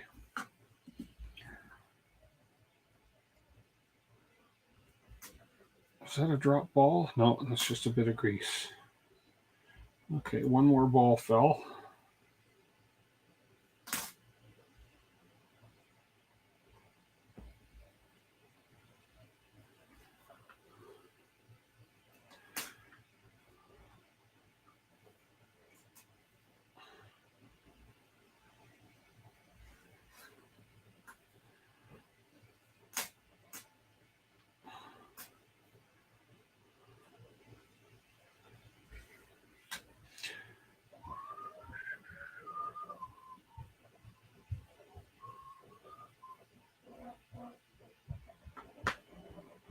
I have a stray ball.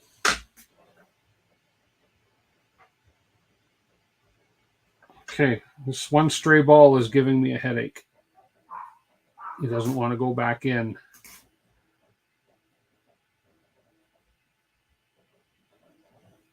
There he goes.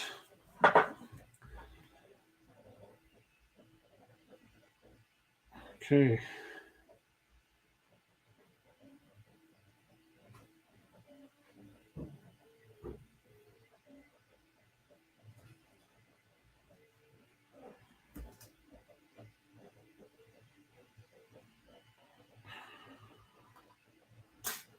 Oh boy.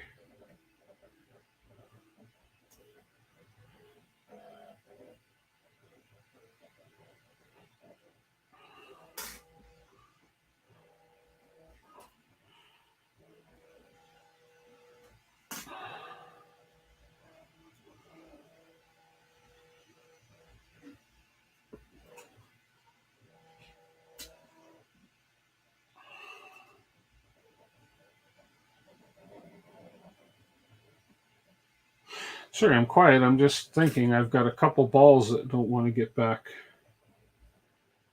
to where they belong.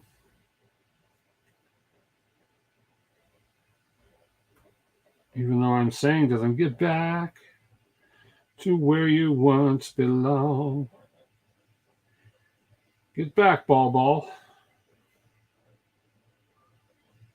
Okay, you're all home. Why won't you? Oh, there's one on the tip. Will you all please just stay in there now?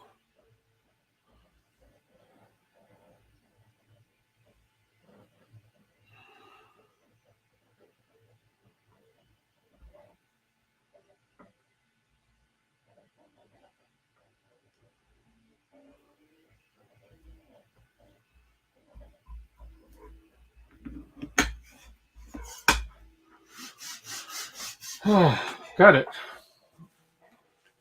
Stop testing gravity. No kidding. It's definitely a test of patience doing this. There we go. Yeah, they definitely don't fall up and down as easy, but that's because of the grease that's in them. But they're smooth, which is the main thing, is they're very smooth. Is that a ball? No, that's a piece of dust. Okay. Okay.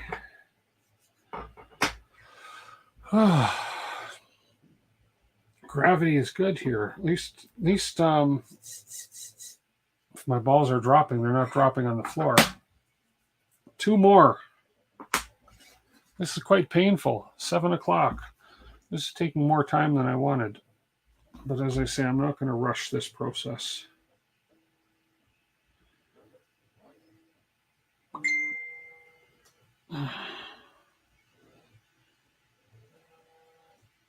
What's the text say? Let's see. Who's texting me? Nobody. Don't text me while I'm putting lubricant on my balls.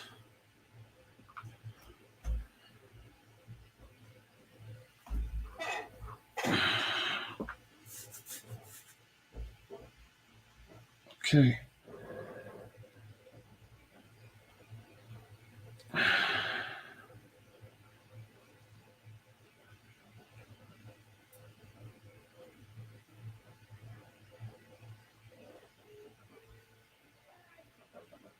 Okay. A little bit more. Don't need much.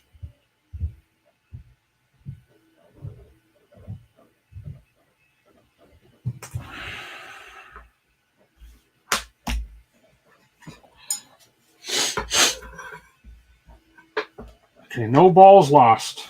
Come on.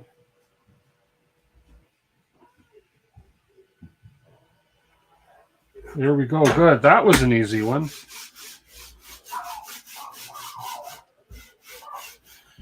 No balls lost in the making of this video. I'm going to drop the ball, but there's no balls lost. Okay. Finally.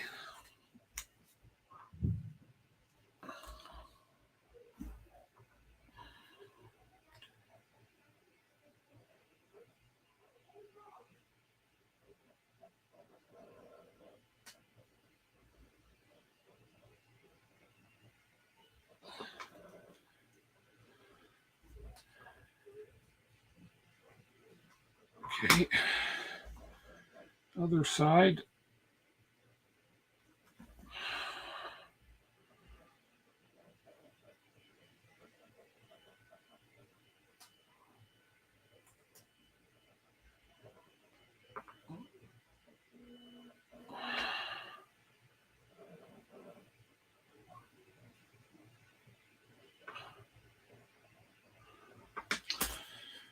Okay.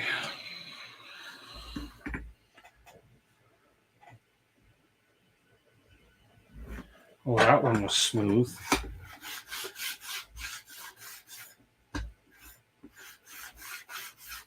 Okay, done. I am done lubing my balls.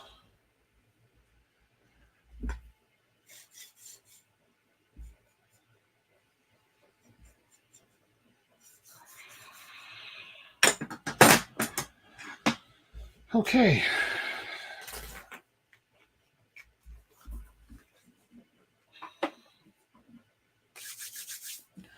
I need a drink after that.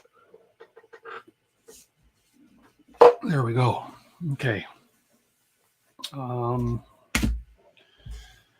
This away, this away, this away. Now I need to. Okay. Let me look at the next part here.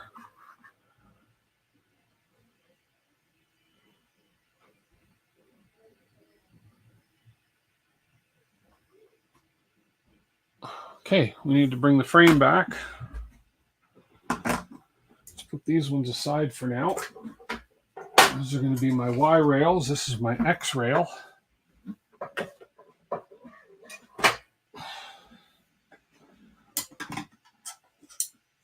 And my Z rails.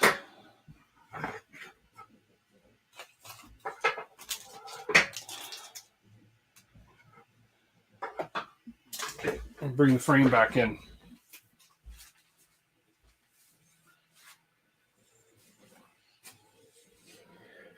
So I can lay it on its side. And we're going to put Z rail. Okay, so according to the instructions, we're going to need the M3 T-nuts, 1, 2, 3, 4, 5, 6, 7, 8 of them, which kind of corresponds with every other hole. 2, 3, 4, 5, 6, 7, 8, 9. I think they lied to me in the drawing. 1, 2, 3, 4, 5, 6, 7, 8.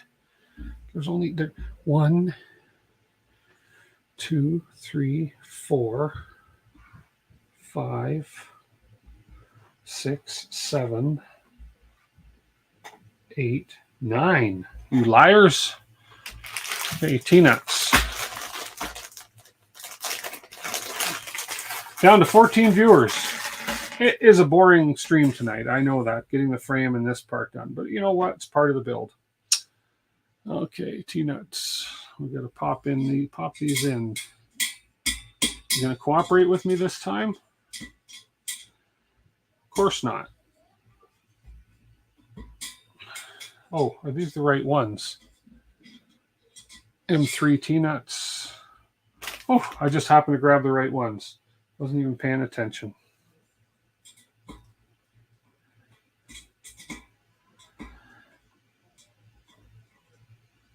Now, what am I doing wrong? Is there a trick to popping these things in? They don't seem to want to go in easy for me.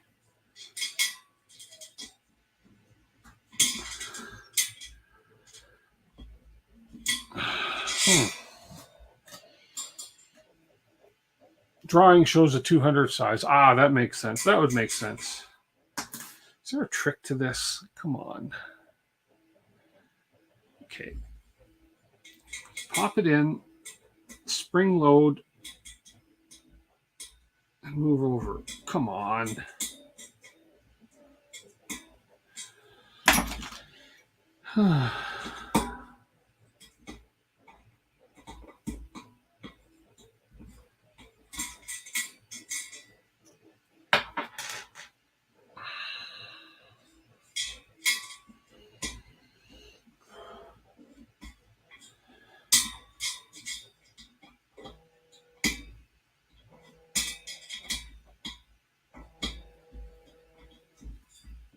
Okay, these should not be this difficult to put in.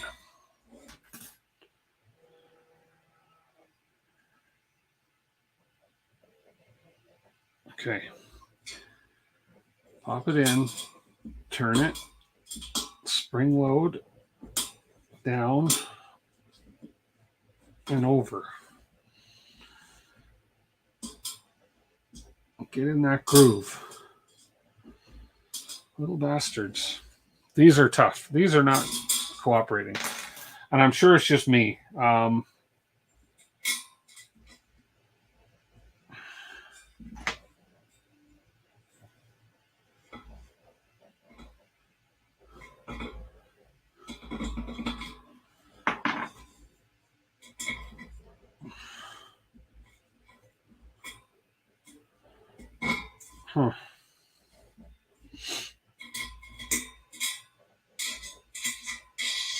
I am sure it's just me.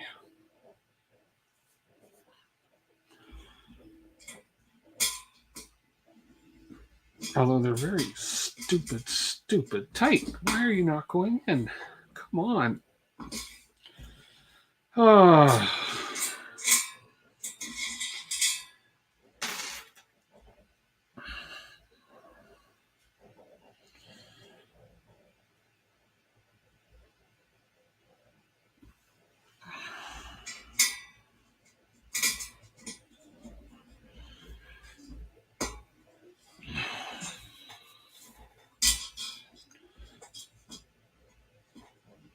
Okay, come on, guys. Is there a secret to this that I am missing? Or are these normally difficult to pop in?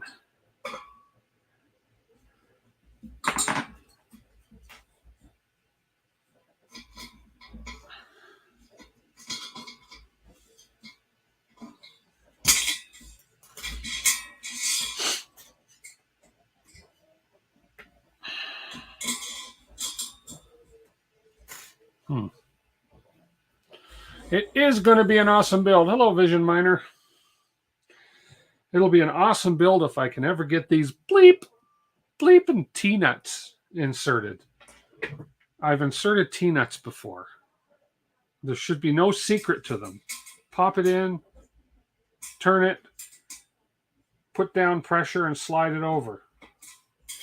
But no siree. Not these T-nuts. I don't like. What the heck is going on? Unless my fingers are just too weak.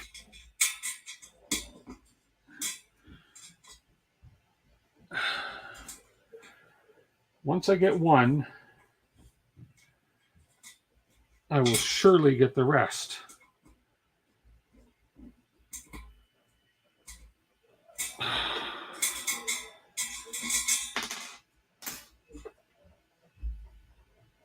Tight fit roll-in T-nuts. They require a special T-nut most of the times. Even ones that are made for them are difficult. Well, I'm glad it's not just me, Zenbender. I'm glad it's not just me. This is frustrating. But I'm going to just calm down for a minute. I'm going to try and use... Okay, let's just breathe. Let's breathe. Let's use a little aid here. Let's push down on it. That's as far as it'll go. Actually, let's push down. And without damaging the threads, let's push in.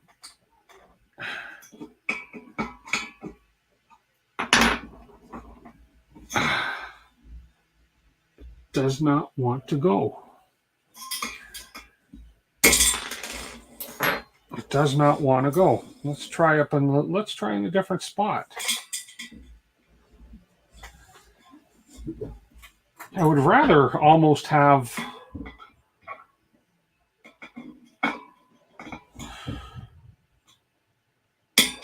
there we go. There we go. No, but I just got to make sure. So what I did is I stuck the tip of this in and then just pulled and it bent it in. But I want to make sure. Let me find an M3 screw here.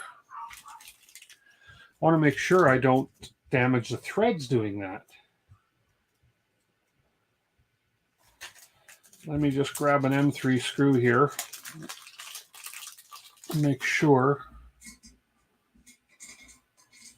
Okay, so we're okay with the thread. So maybe that's going to be the way to do it. And let's see if I can do that again. Come in. We're going to grab this guy.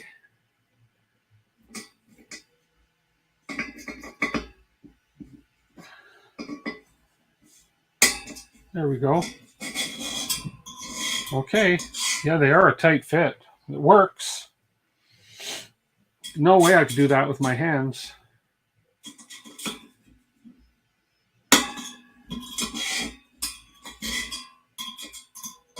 Okay.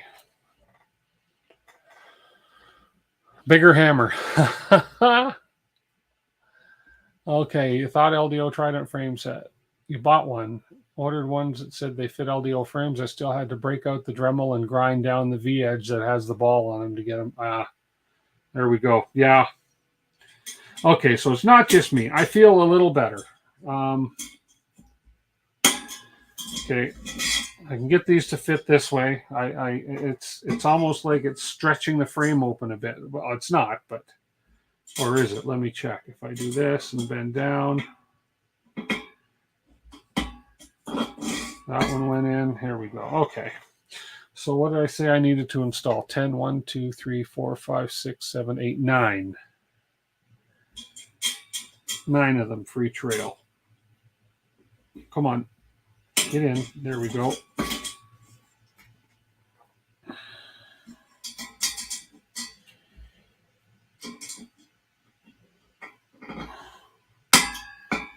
Okay.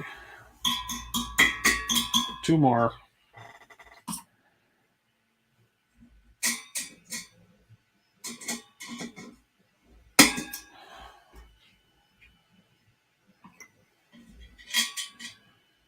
Oops, backwards. Come on. Keep it consistent. Not that it matters, but yeah. There we go. 1, 2, 3, 4, 5, 6, 7, 8, 9. Let's put you in position.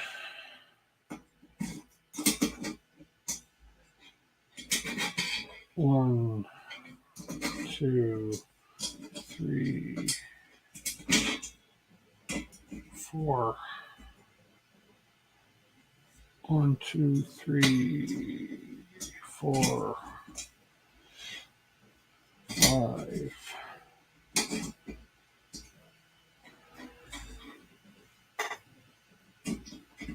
6, 7, 8.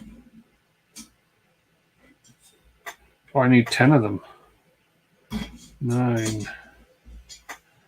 I need 10. Okay, one more. Sucked you had to grind them down and was angry that they said they fit. Yeah. Oh, these were getting to me, but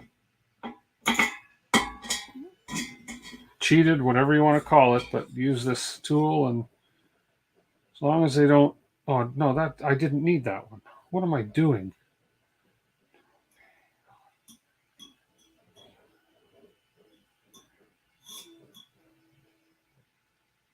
Oh, okay. They're not quite evenly spaced, so I can skip one. Okay, that doesn't matter. If I have a spare one, I have a spare one. I don't care. That's fine. Okay. Okay, and now they want M3 by 8s.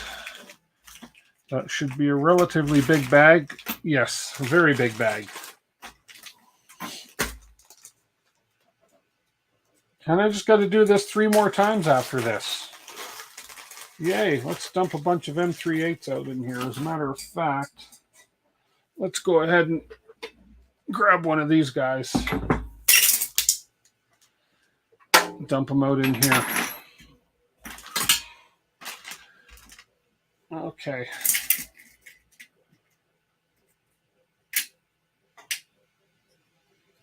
Bot's back. Oh, man. Stop it, bot. Thank you, my mods. Oh, come on. Here we go. Okay, let's hope I got these all lined up relatively reasonable. And I don't want to tighten them yet. Come on. Okay, these, I'm sure you guys got rid of them, but I'm just going to double check. Yeah, you guys did. Thank you.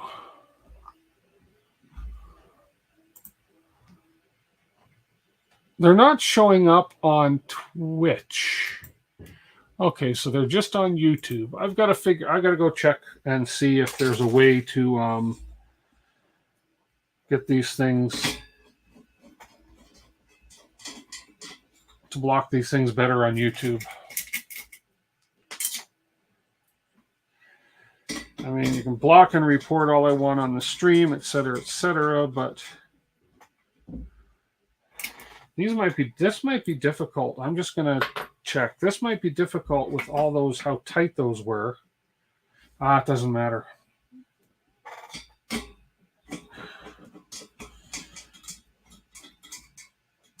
Might be difficult to slide up and down because I've got to space it 3 millimeters from the bottom.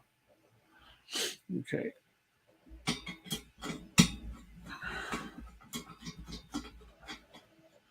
Every other hole. Thanks, OC.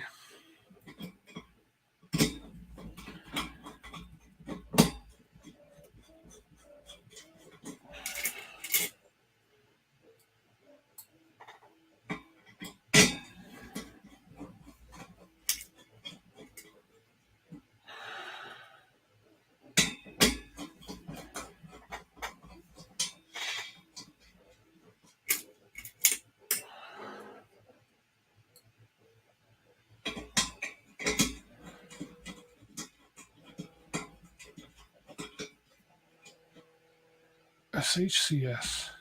Huh. Did I take the right? Oh, SHCS. Yeah, I did take the right ones. Good. Whew. Thought I took the wrong screws. It's okay. Just me panicking real briefly. Come on, line up.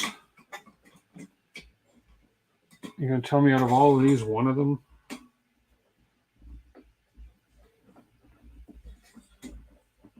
Oh, that's going to be tough to move.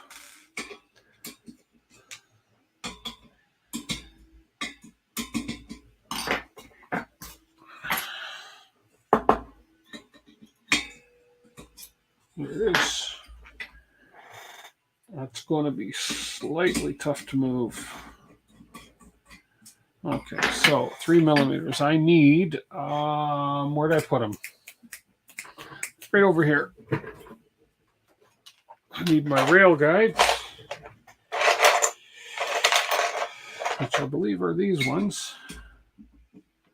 Yes, it is. Okay, so that one, and this looks like the bigger one. That's for the big one.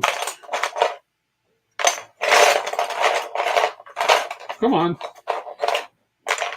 And that one. There we go. There's my rail guides.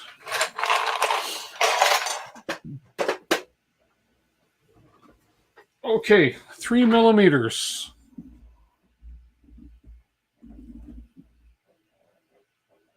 Where are we putting the 3 millimeters? What? Oh, that's tiny. Oh, it almost needs to have a. That's really small gap, 3 millimeters. But I'm just concerned if I'm going to be able to push them all down. I'll have to muscle them all down. These are all nice and loose. But those T-nuts went in there so snug.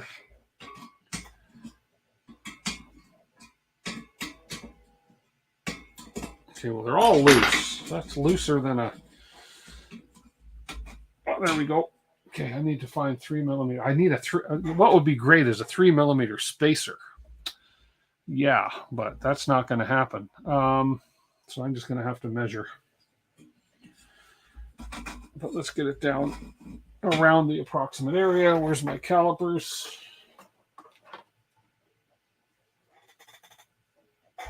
Oh, okay. Non-standard characters. Okay, 3 millimeters, 3.6, 3.2, 293, 3 millimeters. Okay, well, that's tiny to measure. Oh man, that caliper won't even fit in there. Okay.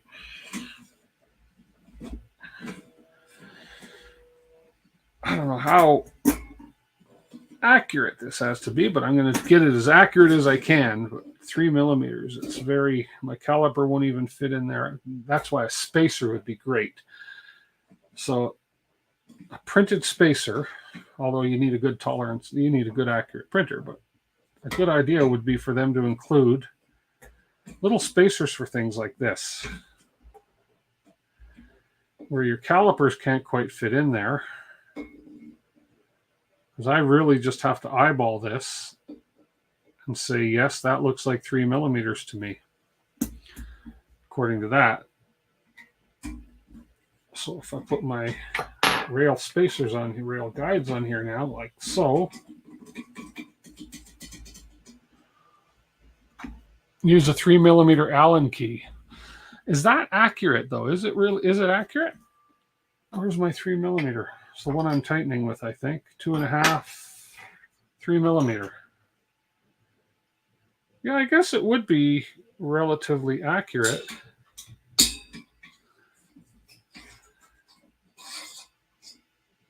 Yeah, that kind of works. Yeah, that does kind of work. That's a good idea. That does kind of work.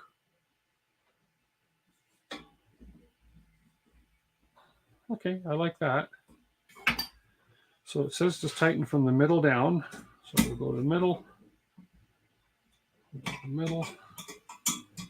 middle out.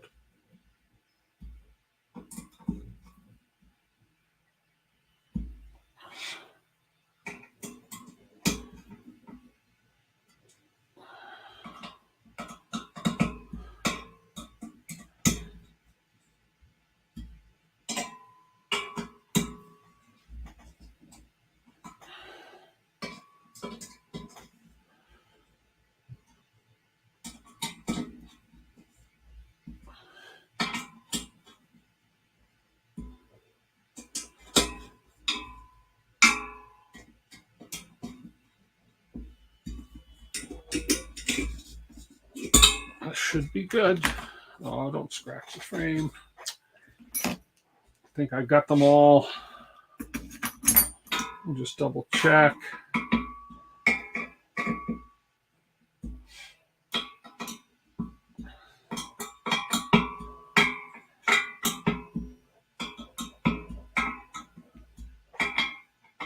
Okay. There's one done. Whew. I'll just leave those plugs in there for now. Not a NASA printer. It's not? Damn it. I thought I was... Oh, shoot. Okay. Well, we got another half hour or so. I'll probably hopefully get all these, at least get these linear rails in, and that can be a good call for the stream. But hey, at least now I know how to get these T-nuts in good. So I think I said 10 of them. 1, 2, 3, 4, 5, 6, 7, 8, 9, 10 of them. Okay, here we go. That way I can line them up now and just go kapoo, kapoo. 1, 2, 3, 4, 5, 6, 7, 8, 9er,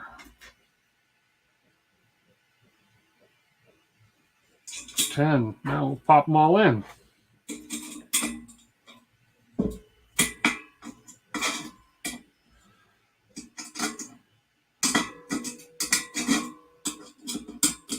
Well, these ones, holy crap. Must be a different linear rail because these ones are popping in.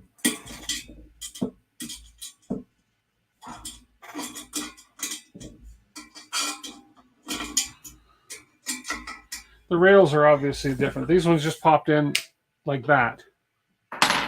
Like there was nothing to them. Wow.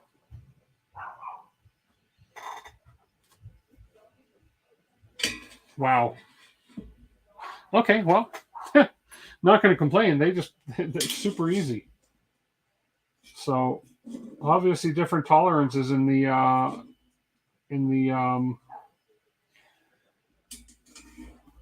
extrusions. But as you say, it's not NASA, so I'm not going to worry about it.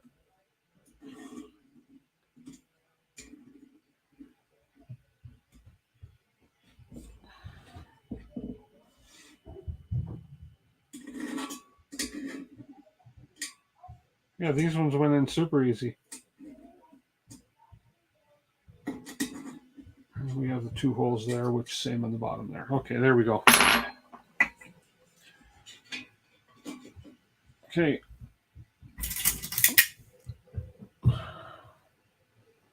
Yeah, it's got the tiny channel on all of them, on every side. Obviously, maybe the channels are just obviously not consistent with one another on them. It's the only thing I can think. There we go.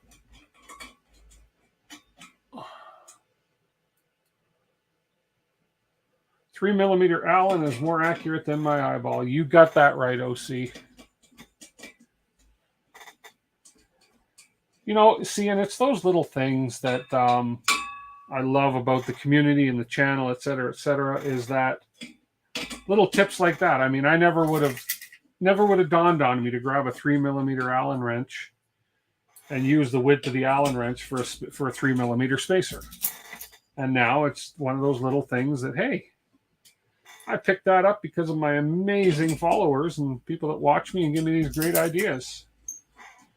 It's one of those life skills I wish I'd have had a long time ago.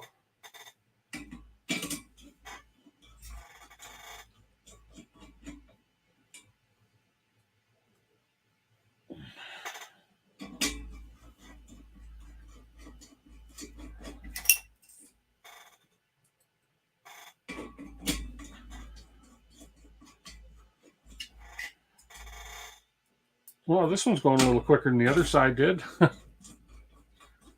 Didn't have to mess around with those T-nuts so much. And one more.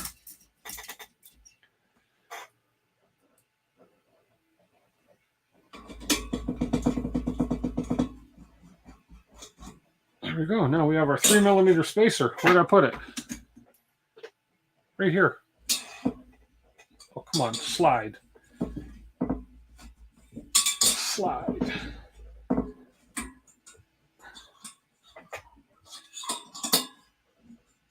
There we go. And our guides. Don't forget these. These are critical. These are important to get that rail centered properly.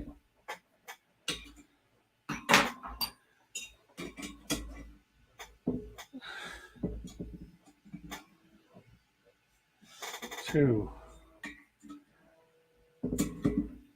3, 4,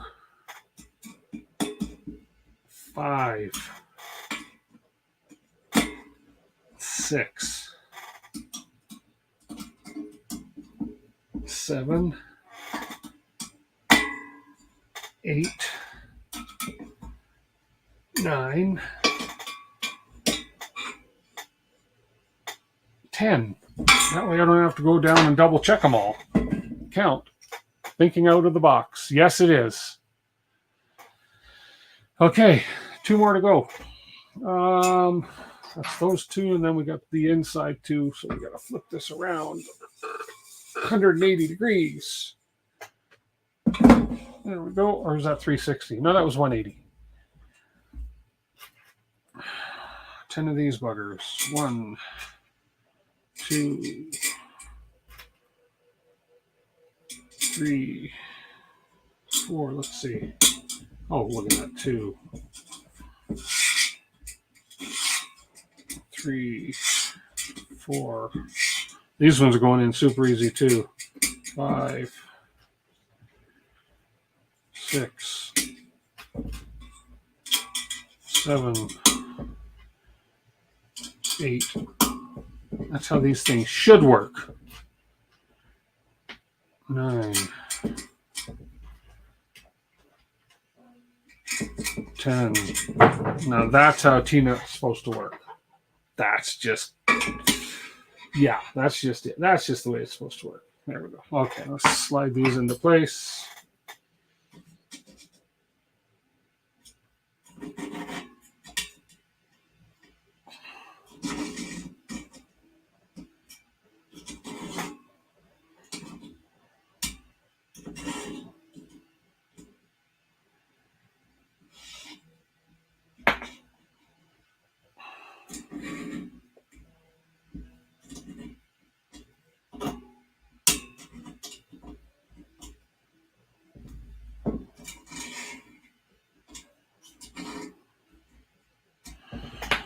Okay.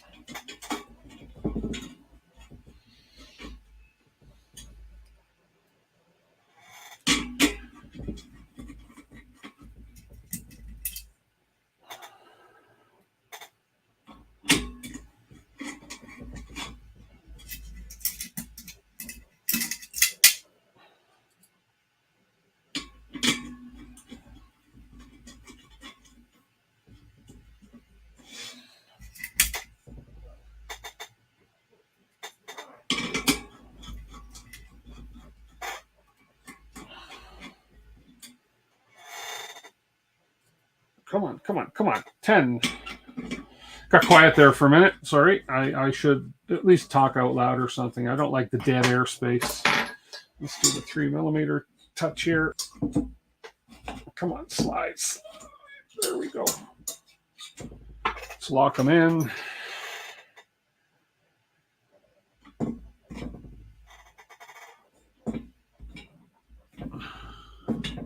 Okay. And all together, let's count. 1, 2, 3, 4, 5, 6, 7, 8, 9. And look at that, I missed one.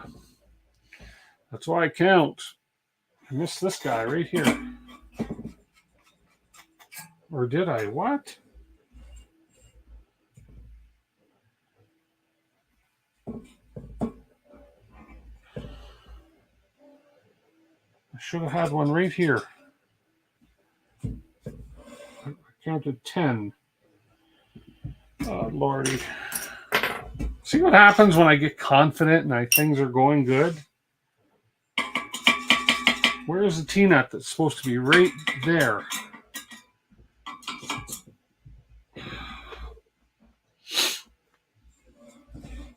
There's supposed to be a T-nut there. Well, you know what that means? It means I screwed up.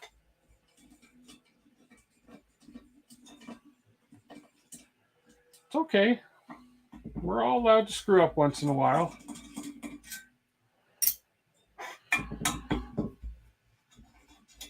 I got cocky, said, yeah, now it's going easy. Now it's going easy, yeah. I'm not afraid to admit I was wrong.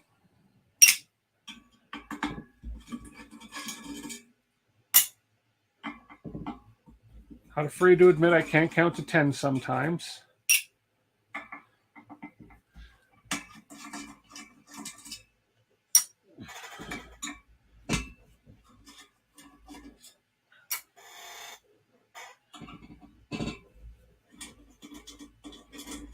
Okay, let's see. Did I screw up? Oh, it's just either it shifted or I didn't move it. I'm guessing I didn't move it. Okay. Ah, well.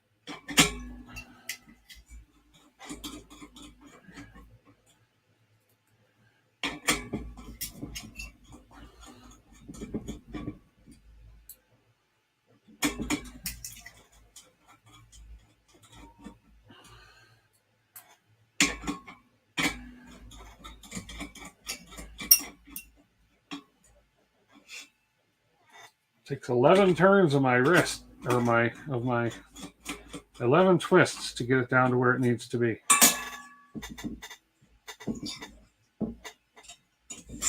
What's too tight here? Come on.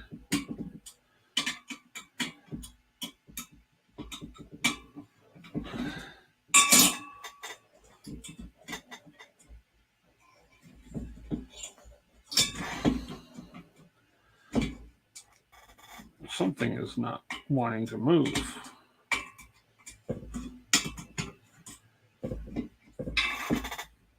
Oh, come on.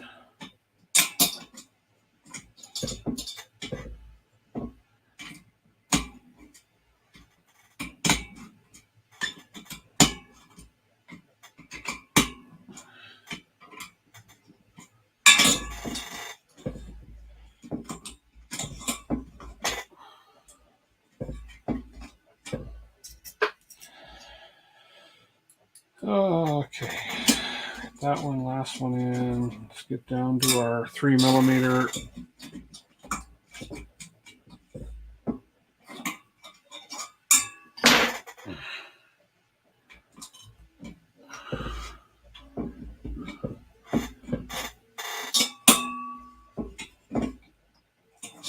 There we go.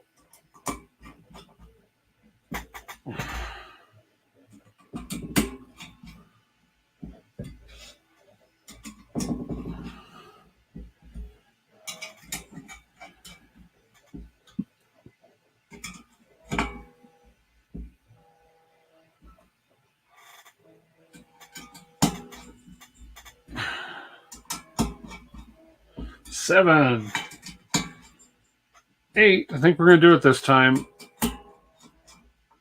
9.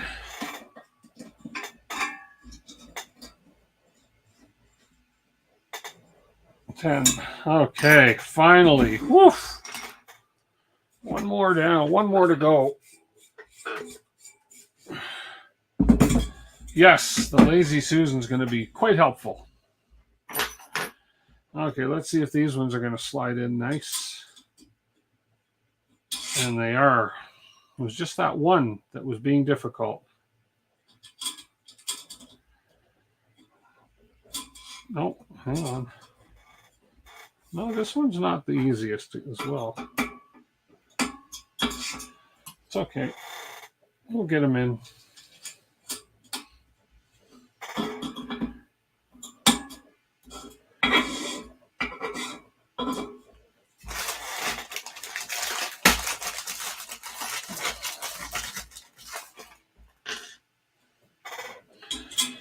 Four, 5, 6, 7, 8. The nice thing about my face not being on screen is you can't tell if I'm out of sync or not.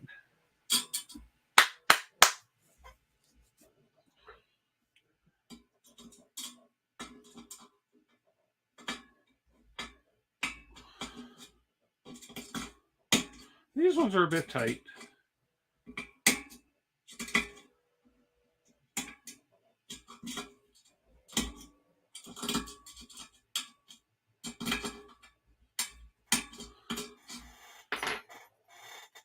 There we go.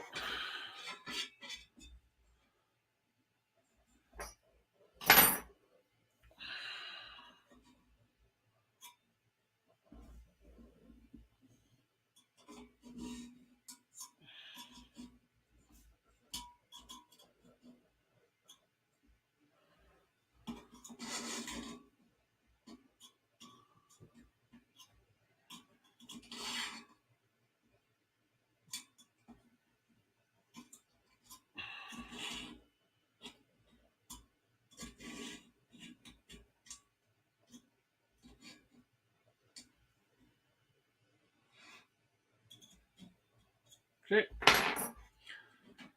Got all 10 lined up this time for sure.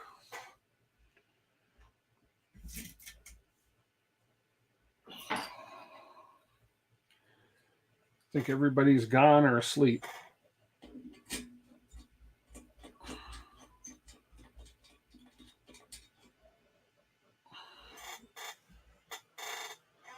Everybody's gone. Where did they all go? They went to the rock show at the Contra Cabo. They got long hair. Okay. Oh man, this is hard on the back and the neck, kind of. I think it's just the angle I'm looking at here. Why are you not catching? Come on. I did not miss one. Come on. Oh. I didn't. I was in the wrong hole. I was screwing in the wrong hole. If that doesn't bring out some comments, nothing will. Still here. Good. Okay.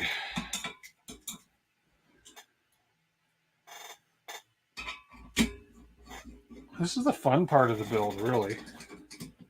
I'm sure there's a couple more tedious parts like this, too. I'd be surprised if there's not.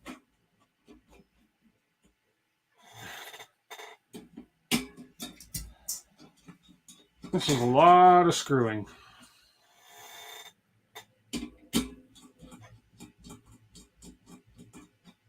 4 in each reel and didn't tighten them very tight. Probably don't matter. It prints great, though. Yeah.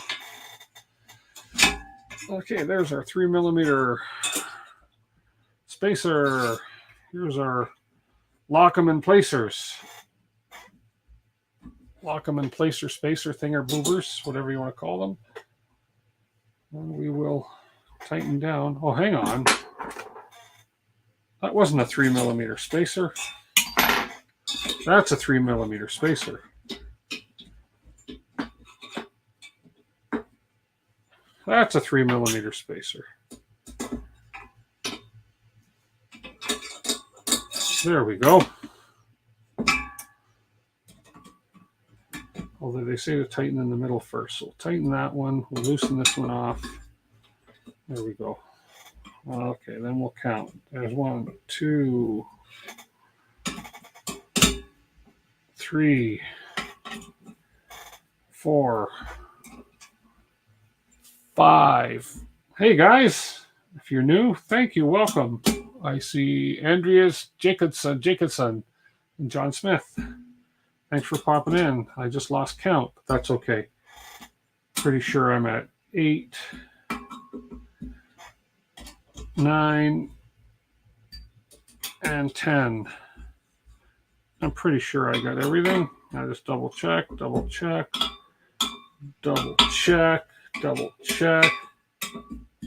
Yeah, we're good. Woof! 4 linear rails. Oh, let's put you back in here. Let's put you guys back in here.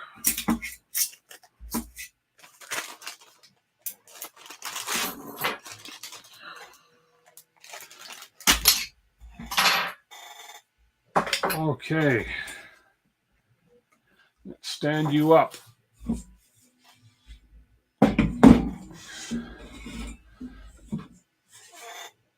There we go.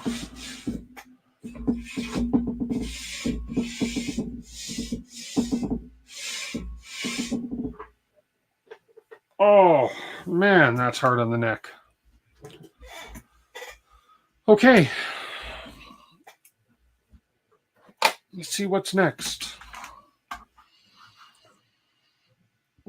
We've left the gap. We've centered the rails.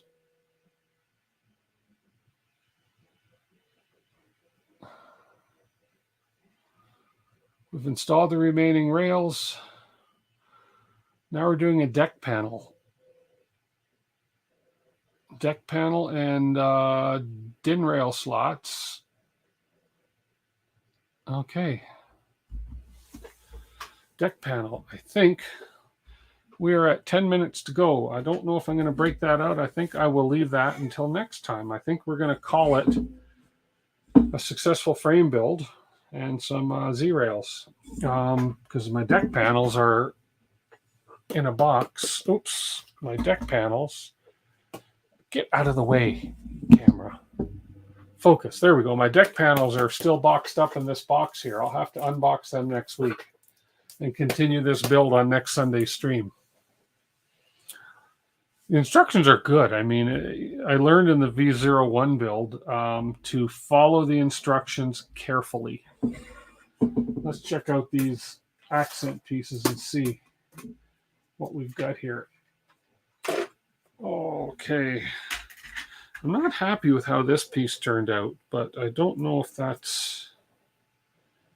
Anyways, we got some accent pieces that I just printed for this guy. So these are my gold accent pieces. That's something on the hot end. I think it's going on the back of the hot end piece thing. There's so many pieces to print.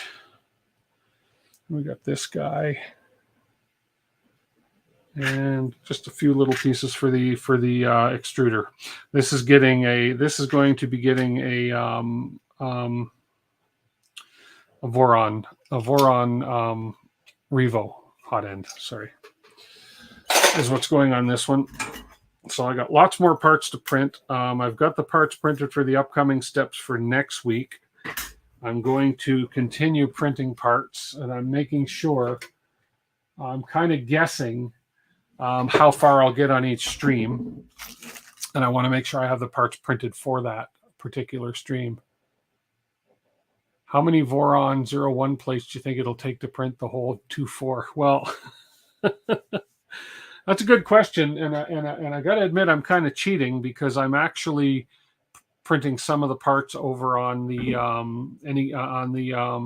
FlashForge Creator 3 because it's an enclosed printer. Dual heads, which I'm only using one. It's an IDEX enclosed, and it prints ABS extremely well. It's in the middle, well, not even in the middle yet, of a 34-hour print of a bed full of parts for it. I wouldn't be able to start this build yet if I was printing them on the 01, because as you see, that bed was just, 4 or 5 parts on it, so it wasn't very many at all. Yeah, so I think what I need to do next, I'm just going to put this frame down out of the way for a moment. I'll be back. I'm just going to put this down off my bench. For next Sunday, I'm going to have the Lazy Susan built. That this will be on a Lazy Susan, so we'll be able to turn it and work on it a little easier. Because as it gets heavier, it's going to be a little harder to turn. Dual heads, yeah, dual heads. They could print 2 identical parts at once on my IDEX if I wanted to. Like, in other words, down the road sometime, apparently there's not very many places in Canada that are offering Voron parts. Now, it won't be a part of the Print It Forward program, because the Print It Forward program requires the Voron parts to be printed on a Voron. Now, I may offer the printed parts. It depends. And if I do, then yes, I would run a machine like that, and I would run it on my iDeck so I could run 2 at a time. Definitely. But again, it wouldn't be part of that same program. But apparently there's very few places or companies that are offering Voron printed parts in Canada. And the one or two, or the one that I know of that's local, I'm not going to mention names, but I'm going to say that the price is highway robbery. I wouldn't have the heart to charge somebody what this one place is charging for the parts for it. I know how much filament it's going to take, and I'm speaking right now for the 01. It's highway robbery. I did the 01 parts. You can print the parts for 01 with just over 0.5 kilogram of filament. Maybe even call it a kilogram. I don't care. I did it all ABS for my 01, all ABS, and yeah, I wouldn't have the heart to charge somebody that much money that was being charged. Anyways, that's here nor there. So, install the bed last, makes it easier to handle. Yes, Zenbender, I know that experience from my rat rig, because the 500 millimeter bed with the thick aluminum, yeah, that's the heaviest part. Nice thing about that bed on the rat rig is it just lifts off. It's just riding on 4 balls, so it's pretty cool. I just want to grab. There we go. I just finished printing my spool holder for the one that's up on the wall there. So my white spool holder. So this guy here, I got to take it down anyways to get at those panels. But yeah, so this is the one I just finished. For those of you that weren't here at the beginning, this is the 01 that I just finished. This one here, I've been printing parts for the 2.4 on it all along. This thing's been printing good. This one I just finished the build on recently, and then I just needed a spool holder because I forgot to do a spool holder, and I had also forgotten to print my handle and my latches for my door, so I ended up printing those today too. So, but yeah, this is all pretty much ready to go. I just have to put the covers on the back panel, put my spool holder on, get my PTFE tube or my reverse Bowden, whatever you want to call this thing, get this all hooked up, and then we're ready to go. I actually have to fix I have to repair this power inlet thing, and the printed part don't match. I have to fix that too. Something changed. Either I printed the wrong part here, or this part here I got with the kit has changed. So I got to figure that out. So yeah. But yeah, I'm quite happy with how this looks. And this has the, let me take the hood off here. And this is that new Bondtech LGX light on it. So, and then it's got the umbilical system. I'm not a fan of this mess of wires right here in the umbilical system, these guys here, but I just like the simplicity of this going back.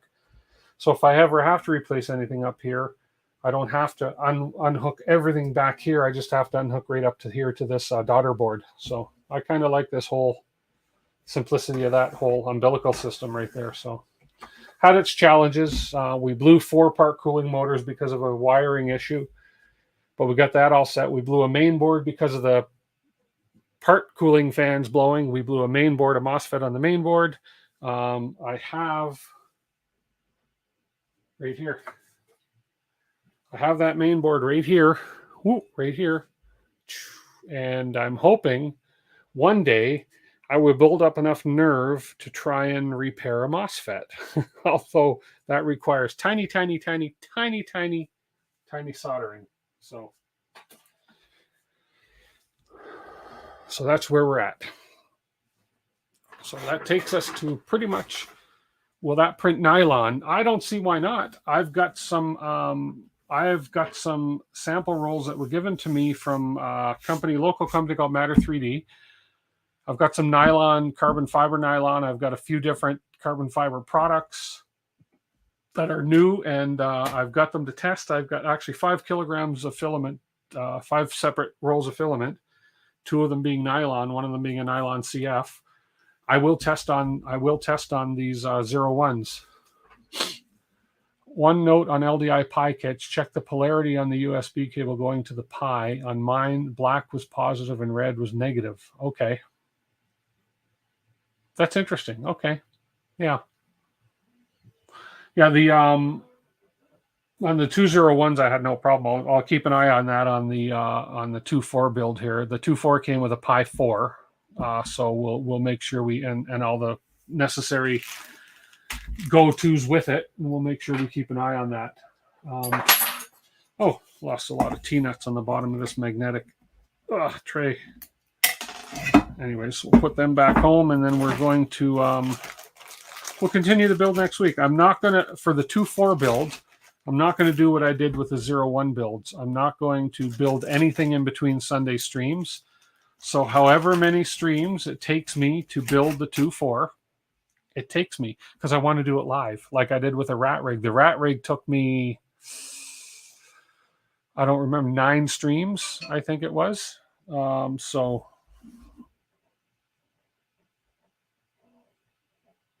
okay, yeah, 9 or 10 streams, I think. So 9 or 10 weeks to build a rat rig. Now the build doesn't take that long, but when you're streaming live, talking, watching chat, getting rid of the bots, it just takes time. But I want to just do this. I want to do this live because, number one, it may help somebody down the road watching me make my mistakes.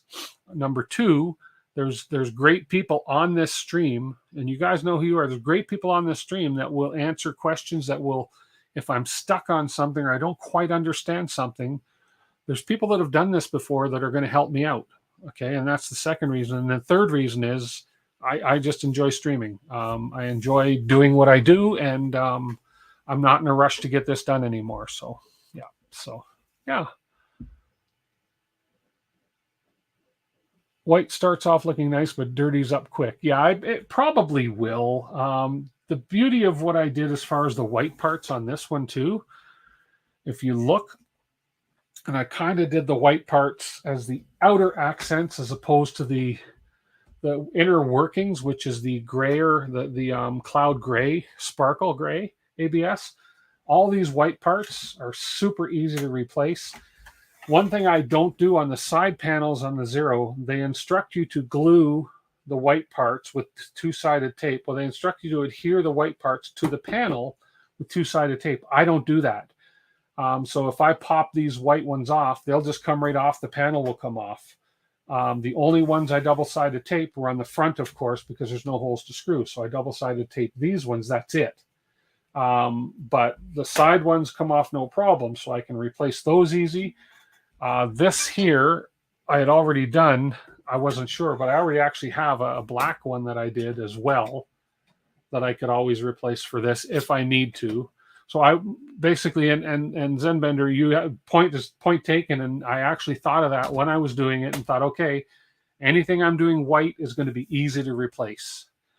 Because it can get, you're right, it can get dirty, and it shows up a whole lot more on white than on the grays or the blacks. So that's kind of where we're at with that. So, but yeah, it looks pretty. I'll get some pictures. I've got to apply for my licenses for both these machines, or my serial numbers from Voron. I haven't done that yet. I've got to figure out where I go for that and all that, but I'll get her all worked out and everything. So, but excited to give this one. I'm excited to get my test print going on this one, and I'll probably do that live during the week. We'll get that test print going. So, and yes, John Smith, a lot of helpers. It's great. And I'm really, really fortunate that some of these guys that are so good at this, and you guys know who you are, you're on my stream watching me when I do this, and I'm super appreciative of it. So, yeah. I think we're about to wrap up. Let's see, we are at 8:02. Perfect timing. I like to stream the 3 hours. Used to be 2, but since I'm doing these builds, with all the talking and everything, you can't get much building done in 3 hours. So do red and gold Iron Man colors, then engrave the Iron Man logo on the panels. Ooh, that would be cool, Astro. Liam. That'd be cool. Although this, yeah, my new one's gold and black and gray. Red and gold. That you're right. This would look cool in gold. That is so. Let's see. So this gold color with this red. Yeah, that would look kind of cool.